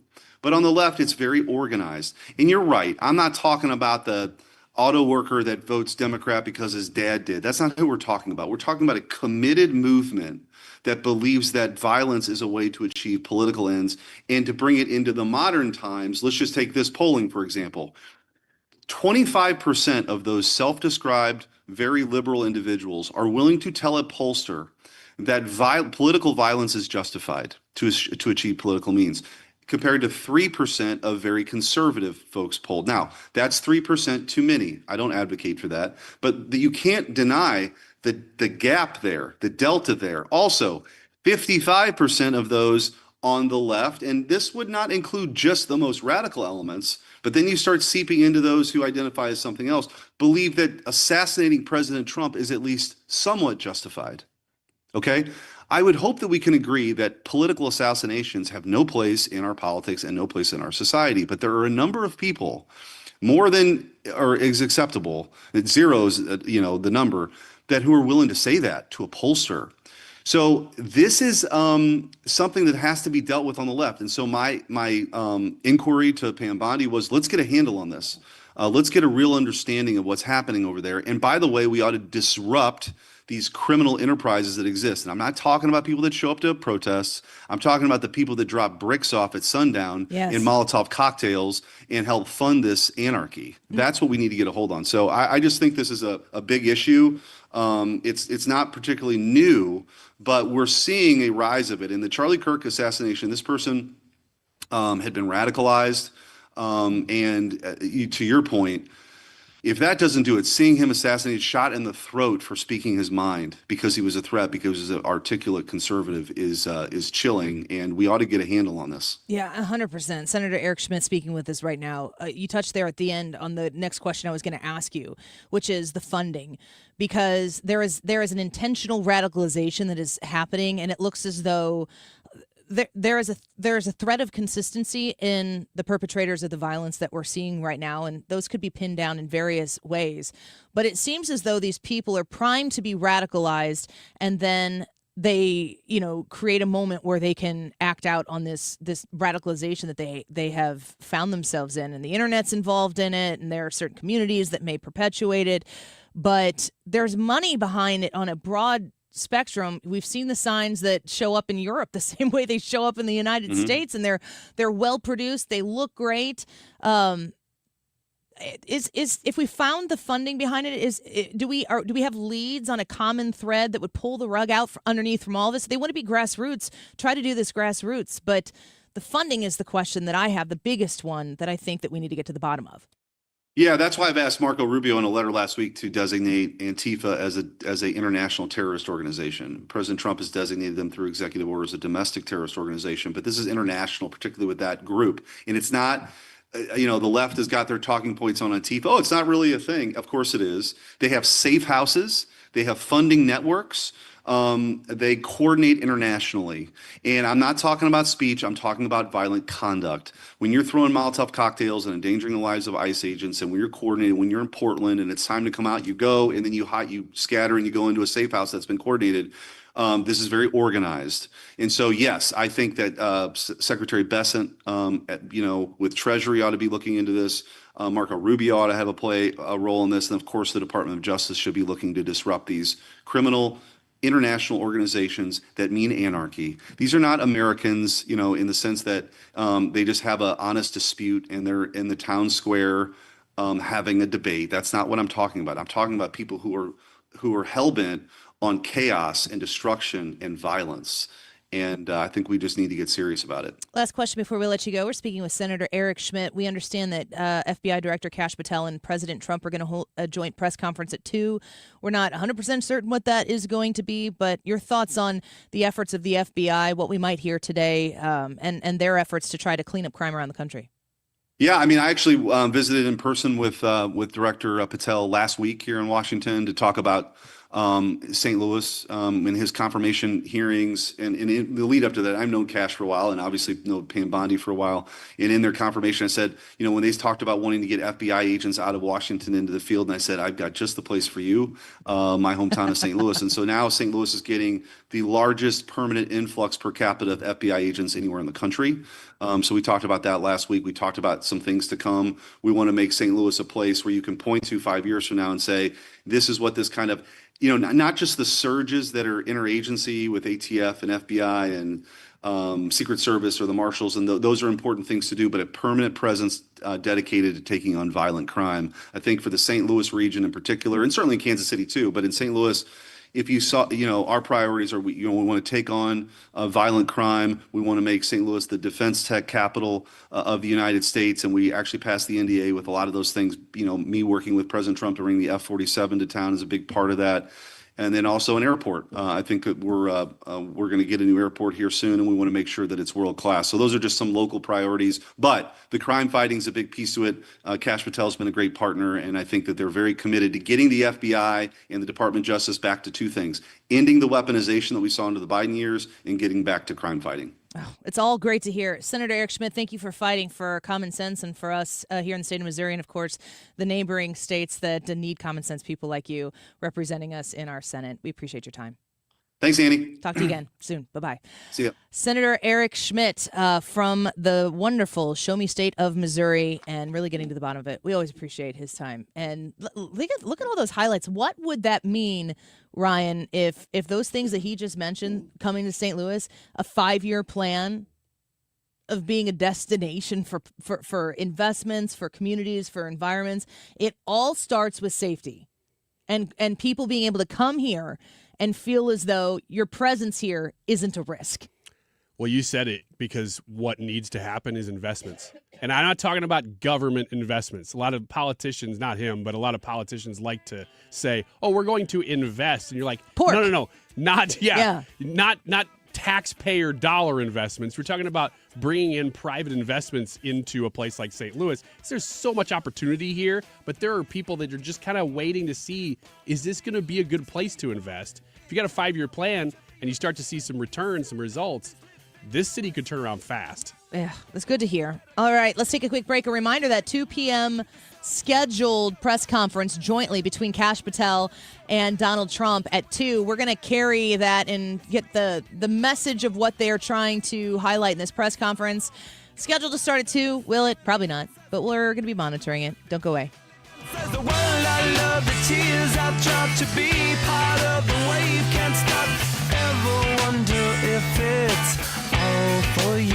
CiviaLaw.com. Schedule an appointment right now with Todd Civia in his Illinois or Missouri offices. He's in Wentzville and Creve Coeur, or in Edwardsville, East Alton, Swansea, Centralia, and Mount Vernon in Illinois. If you have a concern about your estate plan that you've already put together, maybe you haven't looked at it. I mean, honestly, you might have put one together in your middle age, but now you're in your senior years, and gosh, things have certainly changed. You need to have somebody look at it. They say you should have it just updated or refreshed every 3 years. If you call 833-995-WILL, 833-995-WILL, and you're one of the first 10 people to call 833-995-WILL right now, your strategy session with Todd Civia is going to be free. He's going to waive the $300 fee if you call right now and schedule the appointment. Just schedule it at your own leisure. Put it on your calendar when it works for you. But get that estate plan, that will, that trust, the powers of attorney that you need to have locked in. Get all of that taken care of so that you have the peace of mind. Whenever these things come up, you don't have to worry about it. It's already taken care of. Todd Civia helps you through life's transitions. Call Civia Law at 833-995-WILL, online at civialaw.com.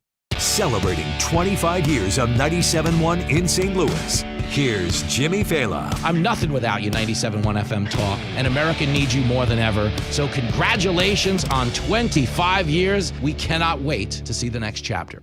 Hi, Chad Hansen with Hansen's Tree Service. If your trees are looking sick or if you have insects that aren't welcome in your landscape, Hansen's can help. Our plant health care program offers tree and shrub fertilization as well as pest management to maintain a great looking landscape. Check us out at hansenstree.com. Hey, St. Louis, how would you like to see if you, your family, or employees qualify for a health insurance plan that has open enrollment year-round? Bill Pauly and his team at the Pauly Agency put the sure in insurance. Call to set an appointment at 636-222-2149. That's 636-222-2149. You hear that? That's the sound of your business losing money. Legacy phone systems weren't built for today's teams. Quo, formerly OpenPhone, gives your business a smarter way to stay connected. Quo lets you manage calls, texts, voicemail, and contacts all in one place so that you can deliver a seamless customer experience from ring to... Need to take calls on the go? Quo automatically transcribes, summarizes, and highlights next steps from every call, so you never miss a detail. Need insight into what closes a sale? With Quo's AI call tags, you can instantly spot key topics like objections or pricing questions and use those insights to level up every customer interaction. And yes, you can bring your existing number with you for free. Keep your team in sync and your customers happy with Quo. Quo. No missed calls, no missed customers. Try Quo for free at quo.com/free and get 20% off your first 6 months. That's quo.com/free. QUO.com/free. He's Donald Trump's #1 enemy in Congress, Chicago politician Dick Durbin. Now, Durbin has a new scheme. He's doing the dirty work to benefit corporate megastores. Durbin's bill could cut corners on your credit card security, putting your personal data at risk. Big chain retailers and warehouse stores want to inflate their profits, and liberal Dick Durbin would help them do it. Tell senators, say no to the megastores and Dick Durbin. Paid for by the Electronic Payments Coalition. Rooted in faith, grounded in family. This is the Annie Fry Show.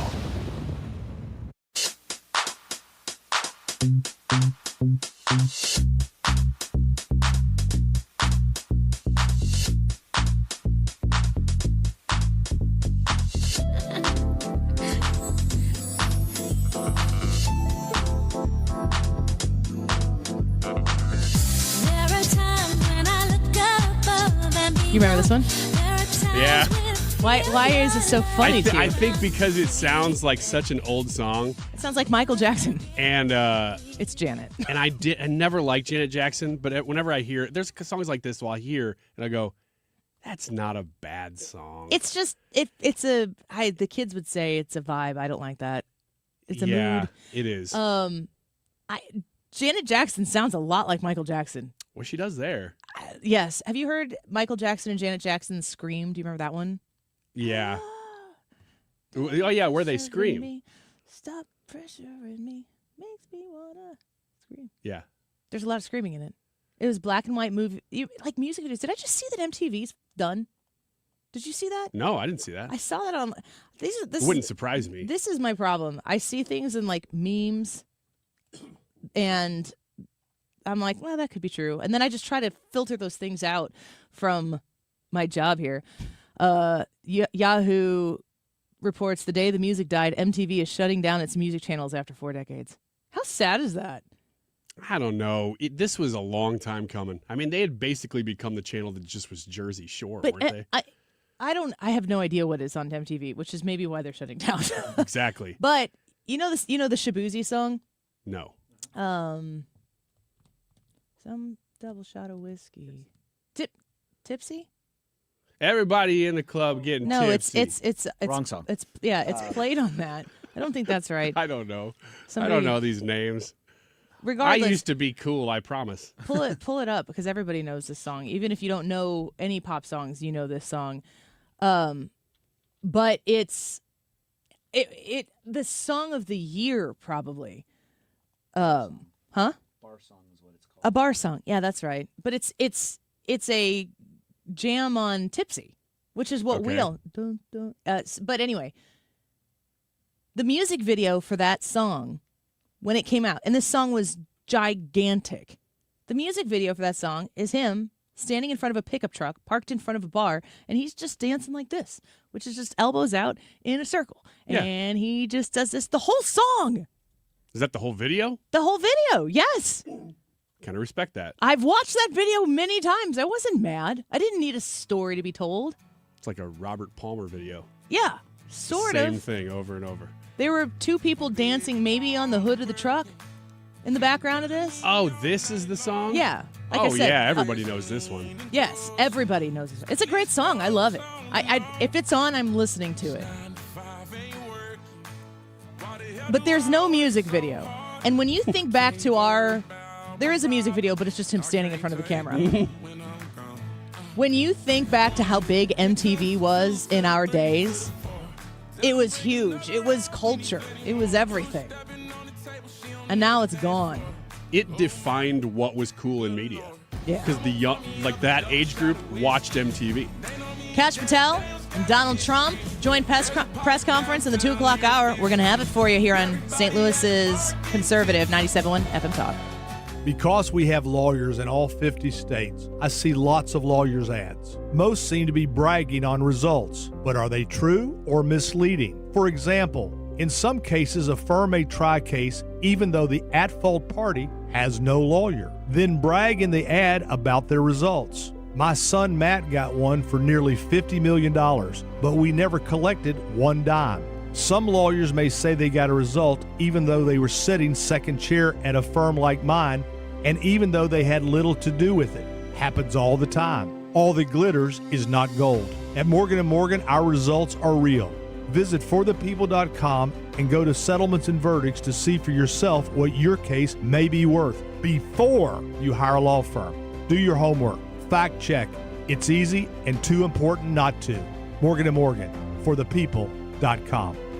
Injured? Dial pound law or visit forthepeople.com for an office near you. Have you shopped? Sorry. Now that we're getting older, we've been putting more thought into maintaining our health. We knew the water we drink every day could be filled with contaminants, so We called Leaf Home Water Solutions. they came to our home and did a free water test and gave us the analysis right away. We were shocked at what we saw. They found heavy metals like iron and copper. Our own tap water was putting our health at risk, but Leaf Home Water Solutions made it easy to get safer water from every tap and hose. A whole home solution. They have more than 250 product combinations and designed a system that fits our needs and budget. The installation took less than a day. With Leaf Home Water Solutions, our water is safer and healthier. When we drink, when we cook, when we shower, even when we garden. We feel better about our health. Thanks to Leaf Home Water Solutions. Schedule your free home water test today at leafhome.com/free and save 15% on all home water treatment systems. That's leafhome.com/free for your free home water test and 15% off. leafhome.com/free.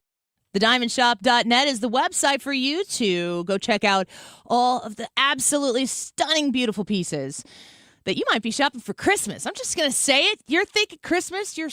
Christmas! See? Everybody's thinking Christmas. I certainly am. And boy, something from the Diamond Shop in a little red bag. The little red bag is so cute. It's kind of like a status thing. If you haven't seen the Diamond Shop Little Red Bag, you're going to want to. If you have, then it's kind of like if you know type of a thing. They have 0% financing in a 6-month same as cash kind of way. So if you're thinking about buying something and you want to finance it over a few months, now's the time to go shop at the Diamond Shop and learn about all of the different types of products that they have for men and women alike. If you've been thinking about a really nice, beautiful watch for a gentleman in your life, they have those as well.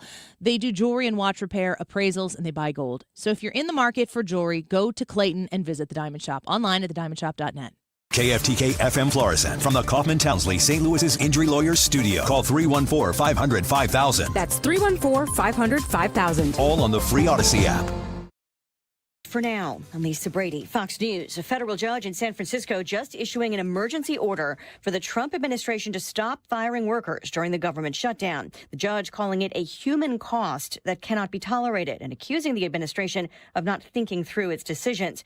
House Speaker Mike Johnson just telling Fox he expects an appeal. The White House is dug in. They will do what is required of them, and that is to triage federal spending because Chuck Schumer and the Democrats decided to turn it off. He says the government has to reopen before talks Democrats want on health care issues can happen, but House Minority Leader Hakeem Jeffries blames Republicans for not negotiating now. We are ready, we are willing, and we are able to negotiate a bipartisan spending agreement that actually meets the needs of the American people. A short-term spending plan that already passed the House, just failing for a 9th time in the Senate. President Trump just signing a memo directing the War Secretary to use funds available to ensure active duty military personnel get paid. An emergency landing for the Pentagon chief. A Pentagon spokesman just confirming Secretary of War Pete Hegseth's plane had a crack in the windshield and had to make an unscheduled landing in the UK as he was heading back to the U.S. from a NATO defense ministers meeting.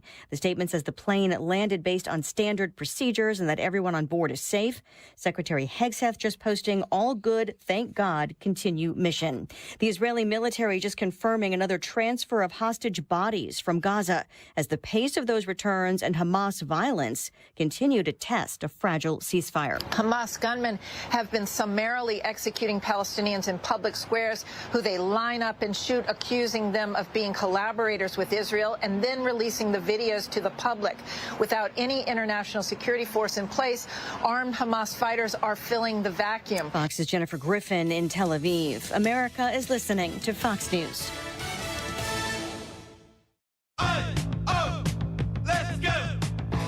You're still glowing, flirting, grooving. You still got it. But your immune system weakens as you age, making it harder to fight flu, pneumococcal pneumonia, RSV, and COVID-19. Vaccines are a key part of any health routine and help strengthen your immune response. Ask your doctor or pharmacist which vaccines you need. Schedule in minutes at vaxassist.com. Sponsored by Pfizer. It's Cybersecurity Awareness Month. LifeLock is here with tips to help protect your identity. Use strong passwords, set up multi-factor authentication, report scams, and update your software. And for comprehensive identity protection, LifeLock is your best choice. LifeLock alerts you to suspicious uses of your personal information and fixes identity theft, guaranteed, or your money back. Start your protection today with a 30-day free trial at LifeLock.com. Use promo code NEWS. Terms apply.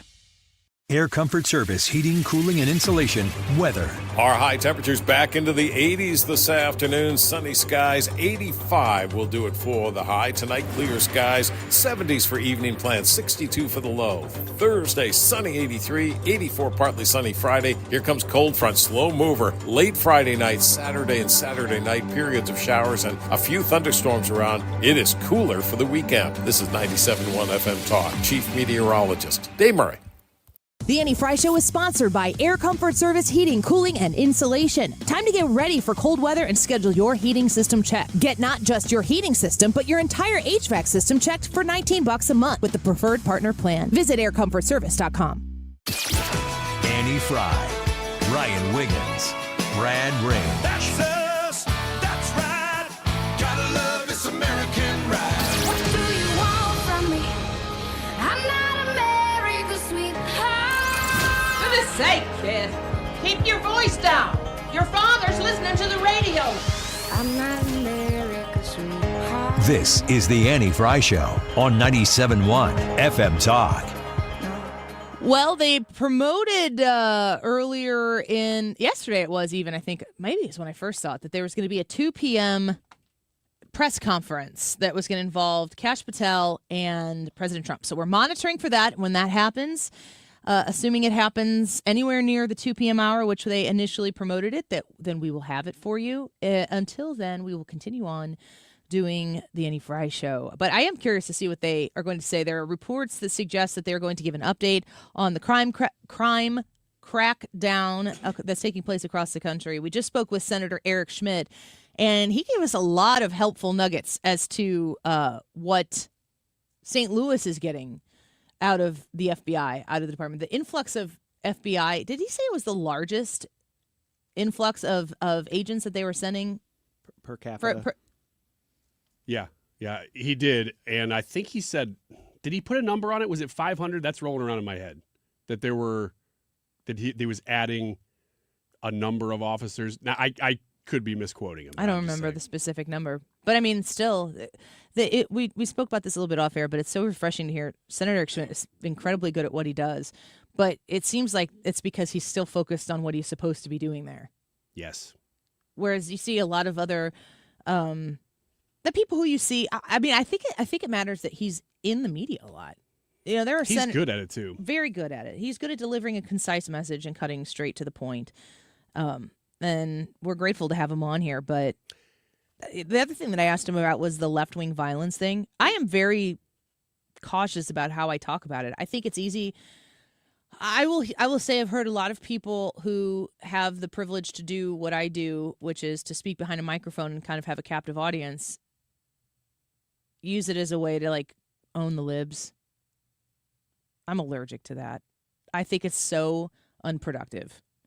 Like if the job of if I look at my job is to come on here in a room that currently has 3 other people sitting in it, and then I'm like going to try to own all the libs, like, ooh, that's big bad scary Annie trying to, put the libs in their place, when I do think that there are specific people and specific areas that do need to be identified and called out when it comes to violent rhetoric and actual violence that is materialized out of far left thinking. But how do you parse between that group of people, which is a small group of people, where you might have a lot more members of a particular voting bloc that wouldn't. I actually hear more from people in my life who are on the left that they hate what happened to Charlie Kirk and that they're very dismayed about that current political climate. And there's no time when I hear from somebody on the left where they talk about something like that where I'm like, the libs suck. Like, I don't feel like that's a productive way to address the situation and tone down the temperature. Can I just say that that's great that you're saying that? I haven't had those conversations. It doesn't mean they're not out there. But the fact that people have come to you and said, if they're on the left especially, I'm saying that in particular, that they come to you and say, look, we're all against this. And I don't know if they're speaking for all the left or their family or whatever. But if they're saying that, that needs to be reported. Yeah. Certainly. I mean, I've had people who are moderate. I feel like they feel compelled to say it. Like, people on the right obviously think what happened to Charlie Kirk was terrible. You don't really have to say that. But people on the left, I can tell that those people do feel like they have not like an American patriotic responsibility to say it out into the ethos, but to say it to me. That they feel, because of their personal connection to me, they want me to know that they don't agree with that. But that's a one-to-one thing. And in my private life, that means so much to me. Yeah. But I don't really see that on the national stage. That's the problem. That's what I was going to say, is that I'm glad that we're reporting it, because if you turned on centrist, left-leaning, whatever you want to call it, media after the assassination of Charlie Kirk, there was a quote-unquote kind of like blanket, we condemn violence, but then it's on both sides. Barack Obama said, we don't know what caused this. Yes, but it's too. bad. That too. But it was very much about, yes, but let's look at the cause of this. It could be it's everybody, it's all both sides. That was the narrative. Instead of saying, this is bad. Political violence is bad. It was always, but let me make a political point in saying that too. Yeah. And I'm glad to hear that you have people coming to you. Yeah. And maybe Brad too. I just haven't had anybody particularly come to me and say it. Did you cut all the Democrats out of your life? I did, because I dislike them personally. No, I'm just kidding. No, not at all. Yeah. But I just haven't had those conversations. Yeah. I have had them. And I appreciate them. And it means more to me that it's a personal thing, like it's a text message, or if I see them. I don't really want it to be a public. I'm not going to control what other people are going to say to me, but when it's a personal message or a personal conversation, that feels real to me. Anything that's being done kind of for the public to consume as well feels like a statement, like a press release, which on a personal level, that would be fine too. I wish it were more simple for people on the left that have microphones and cameras and social media followings to be like, it should go without saying, but apparently it doesn't. We don't support this. This is wrong. If my political beliefs on certain policies coincide with any of this particular shooter or any of the other ones, in no way, shape, or form do we coincide on this behavior, and it needs to be condemned. There is a sense in what you're saying that actually reminds me a lot of what Deroy was saying, Deroy Murdock at 1 o'clock, that there are a lot of people, and he was saying, no, where'd the moderates go, basically? Where'd the moderate Democrats go? There are a lot of moderate Democrats out there that probably do believe in bigger government just as a rule. That's their thing. And they believe in social progressivism in some ways, but not others. But that party does not reflect those people at all anymore. Mm-mm. The far left, it would be the media, the money, the extremist candidates. They are getting all the attention and running the party. Yeah. And I don't know how you fix that right now. The moderates just have to have a louder voice, which is really how the Republican Party changed. The people in the Republican Party who weren't of the George W. Bush variety or the Mitt Romney variety, the John McCain variety, there just had to be more of them. And as more people speak up, you're like, oh my gosh, that's what I think. And then more people speak up. Yesterday we did X's and Y's. You weren't here. Trisha's in studio with us right now, and I wanted to touch base on this conversation again. We were doing X's and Y's on Tuesday at 2:30 is when we traditionally do that, and it's just basically where we ask questions. Trisha comes in, and we speak for all women. Would you say? That's absolutely. Kind of, we've just been across the board. We asked for permission, and they were like, "Yeah, granted, we trust you." Yep. And then the men sent Brad and Ryan. Yep. But you weren't here yesterday. So sometimes I speak for women as well. Yeah, that's a different segment. Speaking of mansplaining, one of the topics that came up yesterday. What was the first question? Was it a Brad question? It was a listener question. You asked a question for somebody, and it was what? It was, do women appreciate when men do gentlemanly things like holding the door? Yep. Yes. How do you feel about, why are you smiling so Because much? that was a question on my list to ask in the future. Okay, well, you can cross it off now. Okay. Or you can answer it right now. Trish and I both were like, please open the door for us. Yeah. That's a nice thing for nice people to do. Do it. Have you ever had a negative experience with holding, do you hold the door open for women? I hold the door open for pretty much anybody. So I don't know if that's where the conversation went, but it's just a courteous thing to do. And you know what? It's acknowledging that the person's there. Yeah. They don't need you to hold the door. It's a selfless thing. It's just you saying, hi, I see that you're there. I'm not going to close the door on you. In our building, it's really awkward because 1, 2, 3, 4 doors before you're actually into the office, like close to each other. Mm-hmm. It's awkward. There are some Like that you a can corn open maze. with like stretching out one arm and a leg. Yeah. So you can open the door for someone, and then there's the question of like, okay, do I need to get the next door?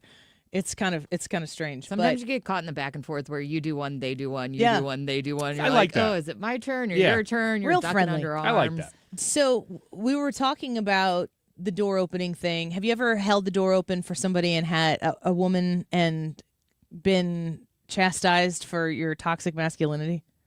No, I don't think so. Have you ever been accused of being toxically masculine? I hope so. But you know what? What did my poster say?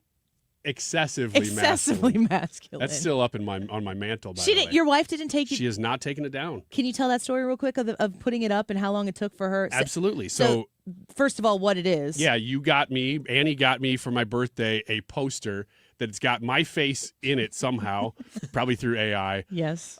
And it looks like an Hand-drawn. old West kind of advertisement for a cologne called Johnny Dawkins, which I made up somehow a while back on the show somehow. And it says Johnny Dawkins excessively masculine. It's got me in an old Western vest holding a pistol.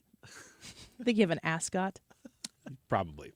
And your Colorado Rockies hat. And my hat. So I look somewhat modern. Yeah. And it's a funny poster. And so it's a full-size poster. And I came inside one day when she was like in her bedroom or something like that and put that on the mantle. It's large. And then didn't say anything and just was going to wait and see how long it took. And it took probably 3 or 4 hours of her walking by. Now, she may have not gone right into that room, but she walked by it several times and she didn't notice it. And that was almost a month ago. When she saw it, what did she do? She said, "What? No." But she didn't realize it was my face right away. She just thought it was a She random. thought it was just some random old West poster that I was like, well, I fell in love with that at an auction or something, you know? Like, I'm bringing that home. That was one of your finds. Yeah. So we were talking about just like gentlemanly things that men do, but it morphed into a conversation on mansplaining. And before I ask you about you, I asked Brad and Ethan if they mansplain. What do you Let think? me explain mansplaining real quick. That was a joke. You can go on. You suck at it. I think I just did it. I don't think you did. You didn't explain anything. It's when a man knows a little bit more than he should about a certain topic, and he wants to let everybody know. He wants to help out. At the core, what he's trying to do is help. That is exactly what Brad said. Okay, so here's a question for you. Do you think Ethan said he does or has mansplained? Oh, 100% that he has. You think Ethan was like, I'm a mansplainer? Yes. What about Brad? Brad would say that he does, but he would say it with some contrition. But Ethan would say it with vigor. Yes. That's not what happened. Really? I think Ethan said he might have, but he wouldn't have known he was doing it. Isn't that right? Yeah, I don't even know if Ethan really knows what it is. He said he might have done it in high school. And I go, you can't mansplain when you're not a full-blown man. Yeah, you can't. You're just an arrogant teenager who thinks you know annoying. everything. Have you ever mansplained? I think I do it probably to my wife about certain topics. How does she handle it? Can you tell? Wait, here's a question. Listens. Here's a question that I asked Brad. If you engage in mansplaining, I would assume there is a certain type of person who might understand that they're mansplaining before they start, but I would assume that if it's happening, there is a point where you either A, never know you're doing it, or B, you get into it and you're like, oh. That's me, number 2. So I'm a big number 2. Yeah, you are. So if you're mansplaining to your wife, does she ever stop you? She never stops me, but there's a reaction. What's it look like? That I can tell, oh man, she's gone into, okay, I'll just listen because I know you're not going to stop mode. And then I just stop just to see what she does. And what's she do? She's satisfied because what she did without saying anything worked. So then we're just caught in this moment where nobody's saying anything. And we just sit there, and sometimes we fill it with popcorn. How would you define mansplaining? As I said before, it would be explaining something that you think you know a lot about, or that somebody else, you have a better knowledge about it than the person you're talking to. And so you need to explain it. And the need probably arises from your own ego more than anything. That's how I would explain it. New question for the room when we come back, if Trisha can stay around. Sure. Is there such thing as woman-splaining? So simmer on that. We'll answer that question when we return. We're also waiting to see if the Kash Patel Donald Trump presser is going to take place. If it does, we will bring it to you. So keep it right here on 97.1 FM Talk. Love me, but that was yesterday, and the truth, I won't fight it. TheDittamoreGroup.com. Please consider hiring Tammy Dittamore to help you have great success listing your home for sale in Illinois and Missouri alike. You can call 618-531-4652 to hire the winner when it comes to the best real estate transactions that you can engage in with people who have extensive knowledge of the markets that they're working in the bi-state area.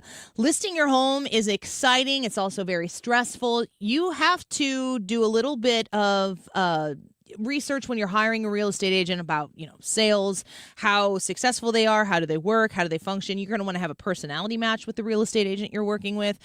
I think you're going to find an A+ with the Dittamore Group. They understand these markets that they're working in. They understand how to position your home for the best top dollar sale. And if you're looking to purchase a home as well, they know how to find what you're looking for and negotiate a fair and honest price. Hire the Dittamore Group by calling 618-531-4652. 618-531-4652. Online at thedittamore.com. Now that we're getting older, we've been putting more thought into maintaining our health. We knew the water we drink every day could be filled with contaminants, so We called Leaf Home Water Solutions. they came to our home and did a free water test and gave us the analysis right away. We were shocked at what we saw. They found heavy metals like iron and copper. Our own tap water was putting our health at risk, but Leaf Home Water Solutions made it easy to get safer water from every tap and hose. A whole home solution. They have more than 250 product combinations and designed designed a system that fits our needs and budget. The installation took less than a day. With Leaf Home Water Solutions, our water is safer and healthier. When we drink, when we cook, when we shower, even when we garden. We feel better about our health. Thanks to Leaf Home Water Solutions. Schedule your free home water test today at leafhome.com/free and save 15% on all home water treatment systems. That's leafhome.com/free for your free home water test and 15% off. leafhome.com/free. License number E2014A. Hey, it's good to see you. Lights flickering? Grasser can fix it. Breaker keeps tripping? That's a Grasser job. Outlet not working? Grasser makes it right. Old wiring need a rewire? Grasser rewires with care. From little fixes to major fixes. Even the tricky ones. We treat your home like our own. Treat? Did you say treat? Green is always Grasser at GrasserHomeservices.com. Looking for some iced caffeine, left you in the cold. No one knows why brown water costs as much as liquid gold. Told him your name was Brian, why does this cup say Nicole? But then you found paradise in your cup at the Quick Trip. No regrets to start your day. When it comes to roofing, you can't go wrong with Corel Roofing. Mark Cox here. My friend Curtis Corel came out, looked at my roof, worked with my insurance adjuster. I got a new roof, new gutters, and even new screens on some of my windows. Curtis specializes in working with insurance companies. Even if you've been denied, he's often able to work with these insurance adjusters to find a way to get it covered. Here's something else Curtis tells me. With cooler weather coming, you need to be aware of something. Roofs cannot be installed if the temperature dips below 45 degrees. Some companies go ahead and do this anyway, but you're going to have problems down the road. So if you're concerned that your roof won't make it through the winter, call Curtis Corel today. Corel Roofing has crews with over 20 years of experience. They pay attention to detail, and they can work with all the luxury line roofing as well. Call Curtis at 314-222-9529. That's 222-9529. Or on Facebook at Corel Roofing Co. Eggland's Best. The only eggs with more fresh and delicious taste, plus superior nutrition. Available in so many delicious varieties. Classic, cage-free, organic, free-range, and pasture-raised. Eggland's Best. Better taste, better nutrition, better eggs. You're listening to The Annie Fry Show on 97.1 FM Talk, St. Louis Conservative.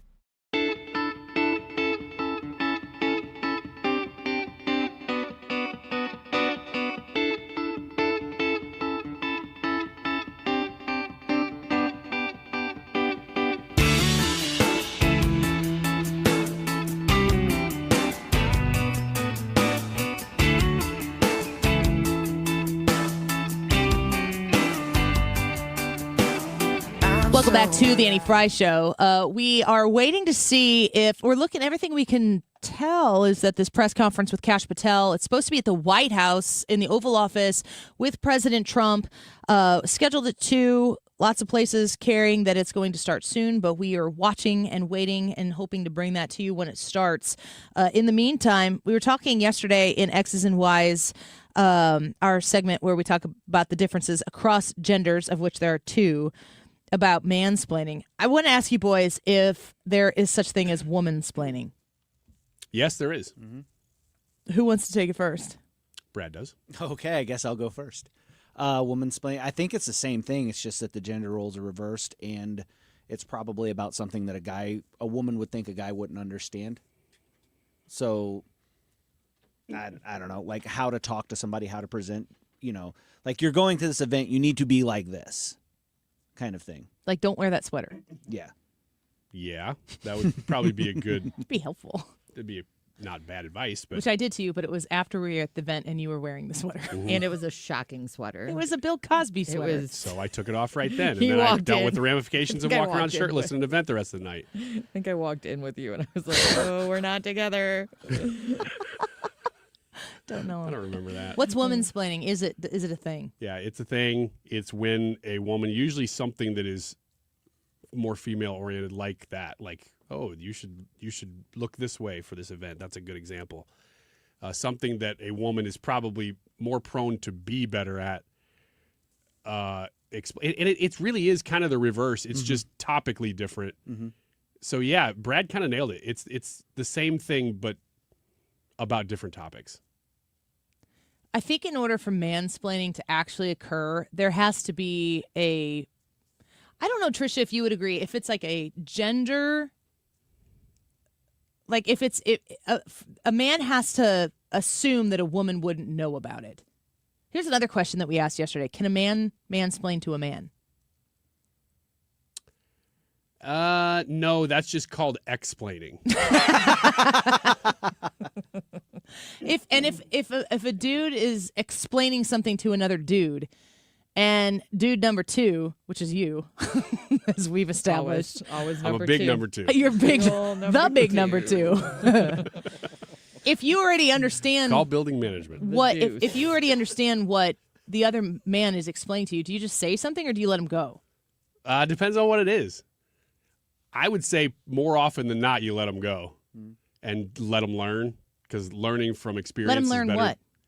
Well, it really depends on what it is. If you're like, you should probably not walk on train tracks, that's something you say. If they're just learning how to fix a shelf or something, you go, just let them do it. Figure it out. Wait, but you're saying you shouldn't be mansplaining. What if you find yourself in a situation where somebody's mansplaining to you? That's not mansplaining. If it's two guys. You're saying mansplaining cannot occur between men. But you're getting an explanation for something that you didn't ask about. And already know about. And that's just, okay, I'm going to say a term here, and I'm making it up. But that's called cliff clavening. And everybody of a certain generation is going to know exactly what I mean. It's somebody who walks in and they just know something or a lot about everything. That's usually that person. And everybody knows that person's that way. And it might be annoying, but you just kind of let it happen. Usually, it's rare that somebody who isn't like that will go about over-explaining something to you unless it just happens to be their topic of expertise. Because they can read the situation socially. Yeah. Joe says woman-splaining is answering one simple question for 11 minutes. All right, Joe. Easy, Joe. Come on. Chris says men don't get butt hurt over it. Kevin says woman-splaining, quote, when I told you to pick whichever you like, I didn't think you'd pick that one. That's fair. I thought whenever we started this conversation, I thought, no, women don't do that. But I do that. I'm like, why are you wearing that? Here are 6 things you should be wearing. It almost feels like woman-splaining is saying something but meaning something completely different. And men potentially being in trouble for not interpreting the thing that you said not being the thing that you meant. Yeah, I don't care. I do care. It's okay. It's not okay. I'm not hungry. I'm starving. Figure it out. Here's another question, and it's going to be an uncomfortable one because I am somebody, at least professionally, who does this. I work very hard to be very direct in intent so that interpretation isn't what needs to be thought through. Like, if I need something, I'm going to tell you what that thing is that I need. If I am dealing with it, then I'm dealing with it. But in your relationship lives, so, the women you deal with, but specifically your spouses or whatever, do you really want a woman to be as direct as a man? Because I know men will be like, what does she mean? Like, you're trying to interpret it. But would it be better, Trisha, do you know what I'm saying? Like, if women said, like, you told a story once where you were like, I don't know, something like you were sitting on the couch and you're like, gosh, I could really use a glass of milk. And then milk appears from your husband. Because what you were saying is, honey, could you please get me a glass of milk? I don't want to get up from here. I want you to get up from here to go to the fridge in the kitchen and bring milk to me so that I don't have to do it. But instead of just asking for it, you say that, and then he does his chivalrous thing. Flirty thing we do. He loves it. Yeah, where he does the things for you that you don't want to Mind do games. for yourself. He probably loves that. He thinks it's great. Yeah. Ooh, sarcasm detected. No. No? Certainly not. What is it? Detected in What that. is it? What did you say your wife says when she wants ice cream or something? This is a thing. I know this is a thing. It happens over and over. I mean, it just happened last night. We're talking about ice cream, right? No. Usually it's turning a light off when she's already in bed or something like that. She doesn't want to get up. Or getting a glass of milk or a glass of water or putting something back in the dishwasher. it's always the same voice. And it's always, Ryan, help me, help. I love her. And you love it. It's so funny. Last night, it had become such a thing that I was walking to turn off the light, and she started yelling it. Help me! And I was like, I'm already doing it. She's like, I know. It's funny. Help me means there's something that needs to be done, and I don't want to have to do it myself. Uh-huh. And it could be anything. It really could be It's fun anything. that you guys made a joke of it. Oh, yeah. Yeah. And it's always, though, her not wanting to get up. Yeah, that's 100% it. I'll do the thing where I'll sit there on the couch and I'll be like, I'm going to go wash those bottles. I'm going to go flip the laundry. And I'll say it like it's something I'm dreading. And then like I just wait it out. Do you want women to just come, even if this is playful? She's doing that because it's playful, and she knows that you don't mind doing it. And if you minded, you would probably say so, but that would turn the thing on its head. Mm-hmm. Do you want women in your life, if they're upset, or I don't know if they're upset, but if in the little conversations where women may not be super direct, would you prefer that they were actually really direct with you? Yes, to some extent. In those conversations, yes. A lot of other times, no. I think men think that they want directness more than they actually do. Well, the thing is, the help me thing, that is direct. I mean, she's just yelling out, help me, and pointing at something. How could you be more direct? So yeah, in its own way. I like it. There are times, though, that digging through, here's the thing. I think, at least with my wife, and I don't know if it's women in general like this or not, a lot of times she's not sure exactly what she's wanting. She's processing it as she's talking. So I don't know that she could be that direct because she's figuring it out as she's saying it. Yes? Yeah, I mean, for me. I also think that there's a list of, and Annie's talked about this before, of 47 different tasks in a row that are going through at least my head at any given time. And I want my husband's help with a number of them, and then sometimes I have to like slow play them or it overwhelms him. Like I'll be able to do 1, 2, 3. I need him for 6, 7, 8, 9, 10. And if I start being direct and saying I need you to do 8, 9, 10, 11, 12, he'd be like, okay, calm down. So I have to be like, I'm going to do this, and maybe in a little bit we can do this. And then when we get to the next thing, I like talk him into the next thing. There's like kind of a process there's a little bit of game you have to play to keep everybody calm. Chris comments, women wouldn't call it woman-splaining. They would call it men listening or lack thereof, which is pretty funny. Brad, do you want, you're somebody who says that you really like directness, and I don't know if men really want women to be 100% direct all the time. I don't want to try to figure out what it is you want. I don't want you playing games with like, I want you to want to know what I want kind of thing. So like if you, that's a big thing for women. You know, like Ryan was saying, Katie's like, help me, and points to the light switch. That you could be fun with it. That's fine. You don't have to say, but just kind of like, if you want ice cream, say you want ice cream. Don't like, I guess the frustration is at the end of the day when if we're driving past an ice cream joint and my wife would be like, oh, you know what? I really love chocolate, pecan ice cream or something like that. And she's saying, I want ice cream. What I want to give her is ice cream, but I need to know, hey, I actually want ice cream, because there are sometimes when she'll say that and it won't mean I want ice cream. So this is something that I don't know if other women can control. I can't control it. I want you to want the same things I want. And if you don't show the same level of enthusiasm for those things, then I feel like my level of enthusiasm for them is somehow less and shouldn't be. So if I say, I love chocolate ice cream, and Eddie's like, okay, good for you. I'm like, well, he must not care about the ice cream that I want. There's like this, and it's not, I'm not doing it on purpose. Like, I need you to be on board with eating this entire pizza with me. I don't want to do it myself. I need some validation. But if here. you said, let's eat this entire pizza, I'd be like, all right, let's do it. But my thing is like this.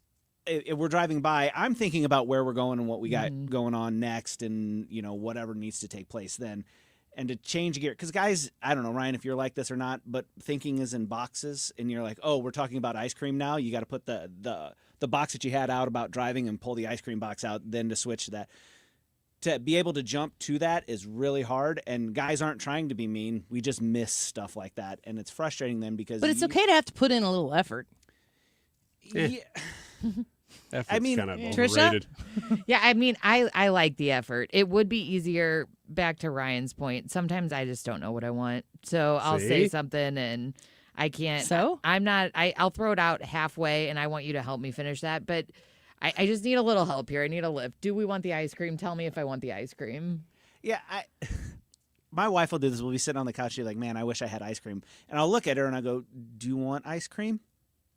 And then she'll stop and she'll think about it for like. No, she wants you to want ice cream and you to go get ice cream. So she go, okay, I'll have some too. Yeah, so she doesn't have to feel. That's super obvious. So she doesn't have to feel guilty that you're going out of your way to get the ice cream for just her. Like it Shouldn't has that make to be you feel like special? I don't know. Like you don't get to. You don't, no, that's not what it's about. Yeah. She doesn't want to eat ice cream by herself.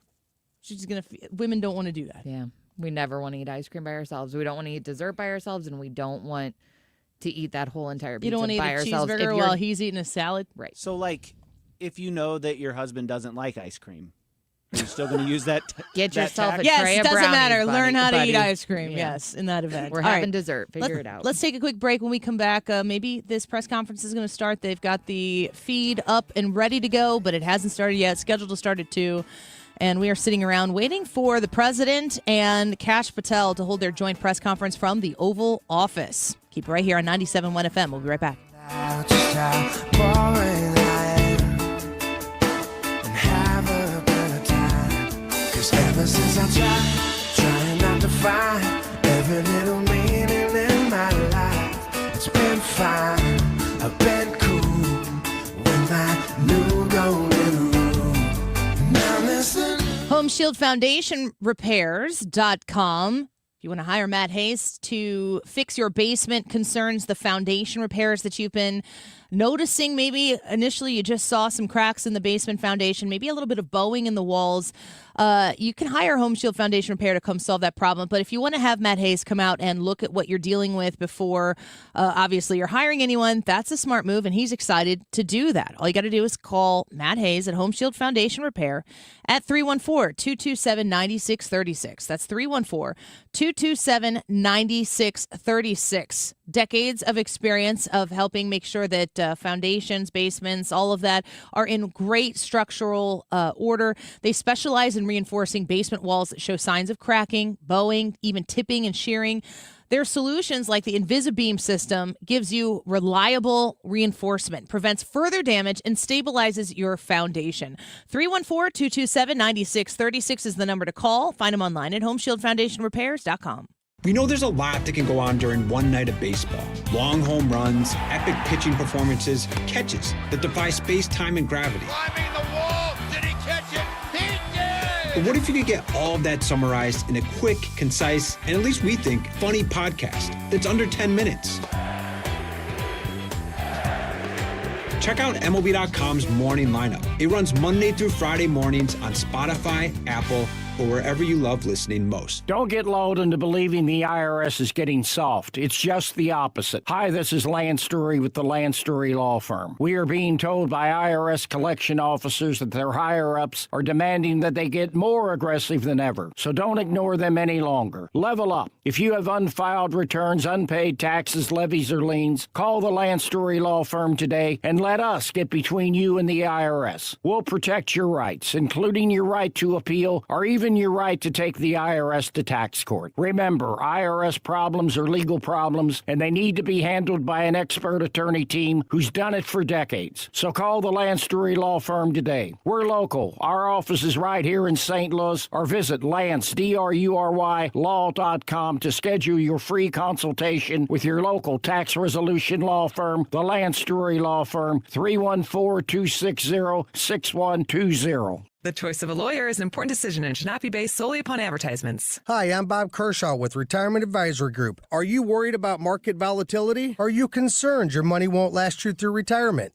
Hi, I'm Tammy Kershaw, and as a family-owned business, we are committed to protecting your retirement, whether you're nearing retirement or already retired. We have a lot of folks that aren't aware of all the new investment choices that are available, which give you growth and protection from losses at the same time. Are you aware of all the fees that you are currently paying? We can show you how to avoid those fees. So come in now for your free retirement review and get a second opinion on your retirement plan. And just for coming in, you'll get a copy of our latest edition book, Your Key to a Worry-Free Retirement. Let us show you how to retire with confidence. We are proud to say we haven't lost a penny of our clients' money in 39 years, and we won't lose a penny of yours either. Let our family help your family. Call us now at 314-993-9494 or go online to retirementkey.com. That's retirementkey.com. Our YouTube live chat poll today is, who is managing the government shutdown the best? Is it Congressional Democrats, Congressional Republicans, President Trump, or no one? Let us know what you think about this poll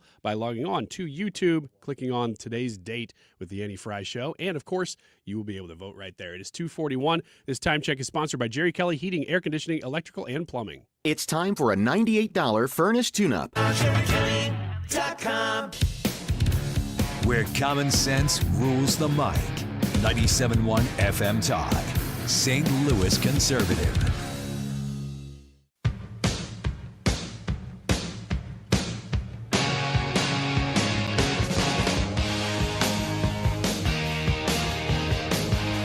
Welcome back. The press conference with Kash Patel and Donald Trump from the Oval Office has just begun. Let's listen in to what they have to say, what the announcement is about. Never looked so nice.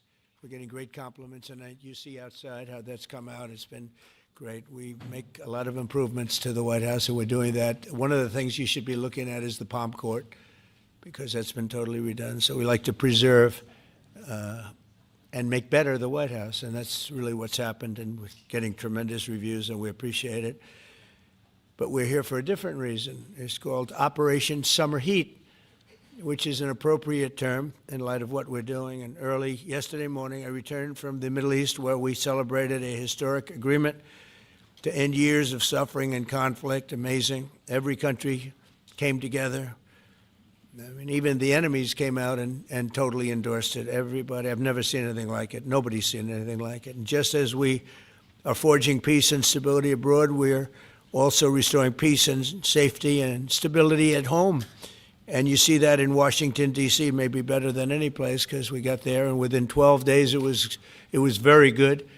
And within 30 days, it's been as safe as any city in the country. It's been great. Took out 1,700 people, got them out.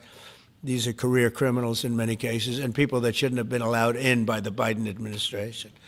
Historically, the summer months have been a time when violent crime soar, as you know, but not under President Trump. Today, we're announcing the results of a sweeping law enforcement effort known as Operation Summer Heat. We were in many cities that people didn't know about. We kept it a little quiet, and it had a big impact, and you'll hear that in a second. But over the past few months, FBI offices in all 50 states made crushing violent crime a top enforcement priority. That's what they did, rounding up and arresting thousands of the most violent and dangerous criminals. And these are among the most dangerous and violent people in the world. They were allowed, in many cases, not in all cases, but in many cases, they were allowed in by a very foolish, actually stupid, open border policy. Just anybody could have come in.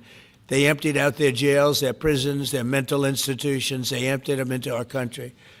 And the people behind me have done an incredible job, because if we didn't have that administration, it would have been so much easier. They allowed millions of people in this country that shouldn't have been allowed, including over 11,000 murderers, half of whom murdered more than one person. And many of them are gone now, or they're put in prison, because we don't want to have them come back. So we literally put them in our prison, which we don't want to do. But we bring them back to their countries. Working with state and local partners, the FBI arrested over 8,000 violent criminals during the course of this period. In major cities like in New Orleans, Nashville, we saw a 250% increase in arrests. And we really went after the bad ones.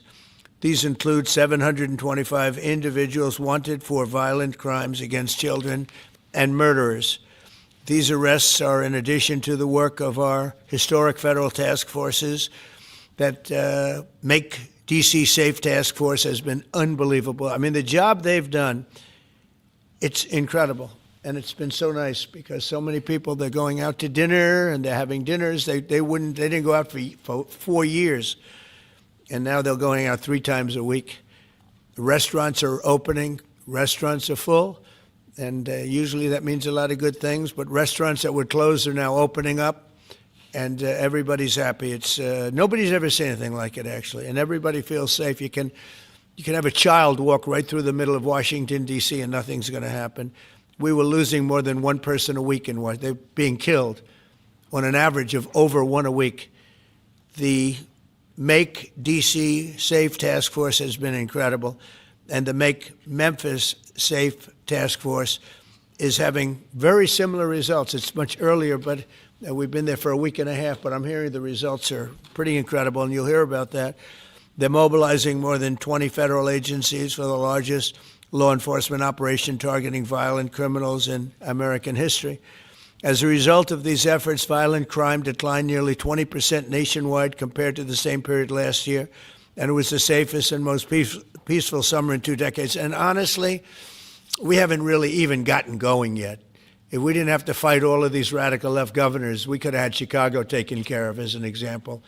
They had, in a short period of time, 4,000 murders in Chicago, and we have to listen to this man stand up and say that we're bad people. And the people of Chicago are walking around with MAGA hats. You have women, beautiful black women, walking around with MAGA hats. Please let the president in, and we don't care how he does it. They're not interested in National Guard or Army, Navy, bring them in, Marines, bring in the Marines. They just want the crime to stop, and more so because of the success that we had in D.C. I think if we didn't have that success, nobody would even believe it. So I want to congratulate all of the incredible law enforcement professionals joining us today, especially Attorney General Pam Bondi, who's terrific, Deputy Attorney General Todd Blanche, who is a fantastic legal talent. He really is. He's a great guy, too. And, of course, FBI Director Kash Patel. They have worked so hard on this and other things. Since the start of the administration, the FBI has arrested over 23,000 violent criminals, more than double the number arrested in the final year of the Biden disaster. The FBI has also destroyed or severely disrupted more than 170 organized criminal enterprises and gangs, 1,600 of the most violent gangs, and confiscated over 6,000 illegal firearms. And they've tracked down and arrested 4 fugitives on the most wanted list. 4 of the most wanted. Actually, 2 of them were the most wanted fugitives in the world. There's still much more work to be done, which is why the FBI continues to work alongside the Department of Justice, the Department of Homeland Security, and the Department of War to defend. And Pete Hegseth has been fantastic, by the way, on this too, on other things, but on this too. To defend law and order and combat violent crime, arrest illegal aliens, and make American cities the safest in the world. And when I campaigned, I talked about crime, but I never knew that we were going to get into it like we did. You know, I mean, I used to watch these cities with the murders. Chicago recently had one deal where they had 11 murders in one weekend, and they said, well, yeah, but it was a holiday weekend. They actually told me that was the reason, like it was okay because it was a holiday. It was Labor Day. These people are the worst. They really have to, they better, I tell you what, the people in Chicago and the people in places like that can be fixed. At some point, it gets to where you can't fix it anymore. It's too far gone. And we have some cities like that. But these are great cities that can be fixed. I'm going to be strongly recommending, at the request of government officials, which is always nice, that you start looking at San Francisco. I think we can make San Francisco. There's one of our great cities 10 years ago, 15 years ago, and now it's a mess. And we have great support in San Francisco, so I'd like to recommend that for inclusion, maybe in your next group. You'll get great support. Every American deserves to live in a community where they're not afraid of being mugged, murdered, robbed, raped, assaulted, or shot. And that's exactly what our administration is working to deliver. I didn't realize I was going to make this such a big factor in the administration. I didn't really campaign. I campaigned on crime, but I never thought we'd go into every city and take a really safe city that we've all been living with for years and make them safe. And now it's like a passion for me, and it's a passion for the people behind me. So I didn't get elected. I did get elected for crime, but I didn't get elected for what we're doing. This is many, many steps above. And I want to thank Stephen Miller, who's right back in the audience right there. I'd love to have him. I love watching him on television. I'd love to have him come up and explain his true feelings, but maybe not his truest feelings. That might be going a little bit too far. But Stephen, thank you for doing an unbelievable job. And the people of this country love you, I'll tell you. And they love what you say about crime and stopping crime. So now I'd like to ask Director Patel to say a few words, and then Pam and Todd also. And I just want to congratulate them. This is an amazing thing. And we're just at the start. We're going to go into other cities that we're not talking about purposely. We're getting ready to go in. And when they go in, like Cash as an example told me that people didn't even know. 5 months ago, they went into Chicago, and they started doing a lot of work in Chicago. And we brought the numbers down a little bit. And but that really was just preparatory work for what we're going to do with the surge. We're going to have a surge of strong, good people, patriots, and they're going to go in, they straighten it all out. So a lot of these cities we're already working on, but we don't do it with a big flavor. But in a little while, you're going to see some numbers that you're not going to believe. And I think you'll probably start with Memphis, because I'm hearing the numbers are much quicker than we even thought possible. But again, D.C. it speaks for itself. Chicago is going to be okay. We're going to save Chicago. And I told you, and I told them, a very respected man, the head of the Union Pacific, said, "Sir, save Chicago. It can be saved." And the way he said it, it was like, can you believe it? We're trying to save Chicago. But I understood exactly what he wants, and that's what we're going to do. We're going to save all of our cities, and we're going to make them essentially crime-free, like other countries have crime-free. If you go all over the world, you go to the world, you hear Afghanistan and you hear all these different places. Our crime in certain cities is worse than anything they can even imagine. And we're not going to have that any longer. It's going to stop, and it stops right here. Cash, please. Thank you, Mr. President. What I'd like to do is just highlight some of the outstanding work that the men and women of the FBI have been doing. And thanks to your brave leadership and the mandate you were given by the American people to not only defend the homeland but crush violent crime, you tasked us with our great partners at the Department of Justice and the Attorney General and the Deputy Attorney General to start making arrests and bring prosecutions and safeguard our cities. And you said it, this is just the beginning. In just 7 months, I hope the media takes a look at every one of these charts, because these are the best numbers for fighting crime in U.S. history, and it's only 7 months in. And to do that, our vehicle to do it of choice was Operation Summer Heat, which the FBI architected to go after violent criminals. And in just a 3-month span, you had 8,700 arrests of violent criminals. You had 2,200 firearms seized off the streets permanently to safeguard our communities. You had 421 kilograms of fentanyl seized. Just to put that in perspective, that's enough to kill 55 million Americans alone. You had 45,000 kilograms of cocaine seized, and thanks to our Department of Justice partners, you had 2,100 indictments in 3 months, from June to September alone. Mr. President, that in and of itself would be historic for a 4-year presidency. You did that in 7 months because you let good cops be cops, and you partnered us with the right people at the Department of Justice to put the handcuffs on and bring them to court and put them in prison. And if that weren't enough, when you look at the year, for the entire 7-month period that we're talking about here, if you look at the past 4 years of the Biden administration, 16,000, 17,000, 15,000, 15,000. That's the number of arrests year over year of violent felons in this country for the Biden administration. Mr. President, in 7 months, you have 28,600 arrests of violent felons in just 7 months alone, because of your leadership and the dedication of the men and women at the FBI who want to go out there and do the job they were prevented from doing because that department used to be weaponized and politicized. And this is what happens when you take out the fangs of weaponization.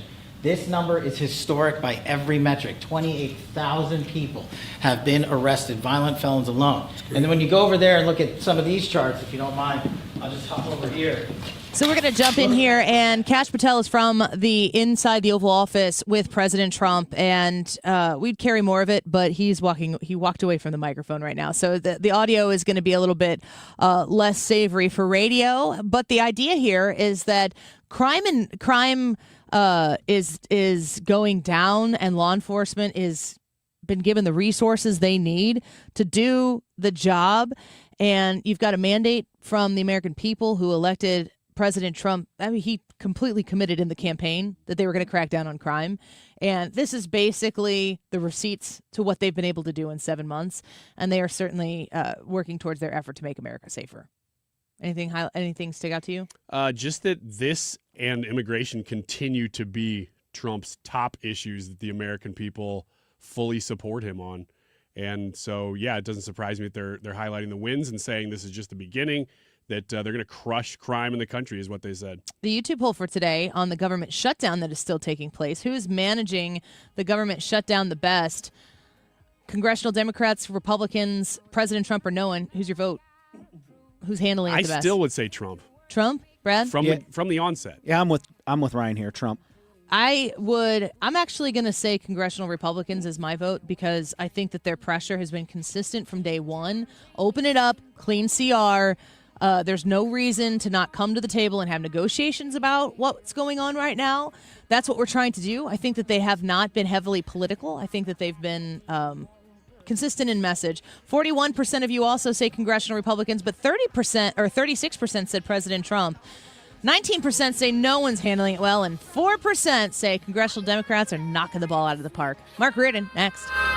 We all hear the radio ads about the IRS. They tell you to be afraid, to be scared, and they try to frighten you into calling. I'm not here to do that. Tax Relief Advocates is different. TRA is here to tell you that if you owe money to the IRS, whether it's $5,000, $50,000, or $500,000, we have a solution. It doesn't matter if you're sitting in your car, at work, or with your kids. No matter where you are, call now. 800-575-6986. Don't lose hope. TRA can eliminate or reduce what you owe to the IRS. Generous programs are now available that can give you a fresh start. Our passion is taxes and helping individuals fix their IRS problems. We have over 1,000 5-star reviews on Google and an A+ with the Better Business Bureau. You don't need to be afraid of the IRS any longer. End your tax nightmare today by visiting us online at TRA.com or call 800-575-6986. That's 800-575-6986. Tax Relief Advocates. Real solutions for real people. The Retirement Advisory Group, you know the names, Thomas Helbig, Bob and Tammy Kershaw.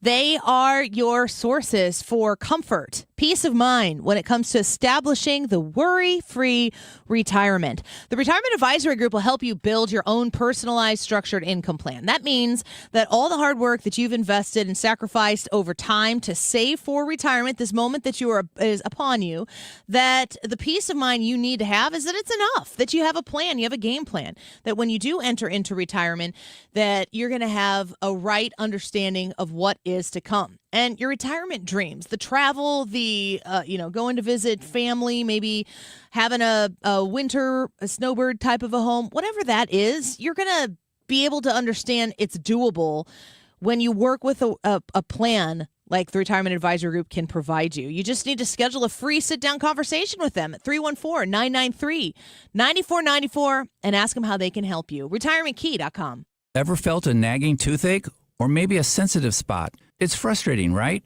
But don't let that worry hold you back. This is Dr. Michael A. White. I am dedicated to providing gentle, affordable dental care that puts your comfort first.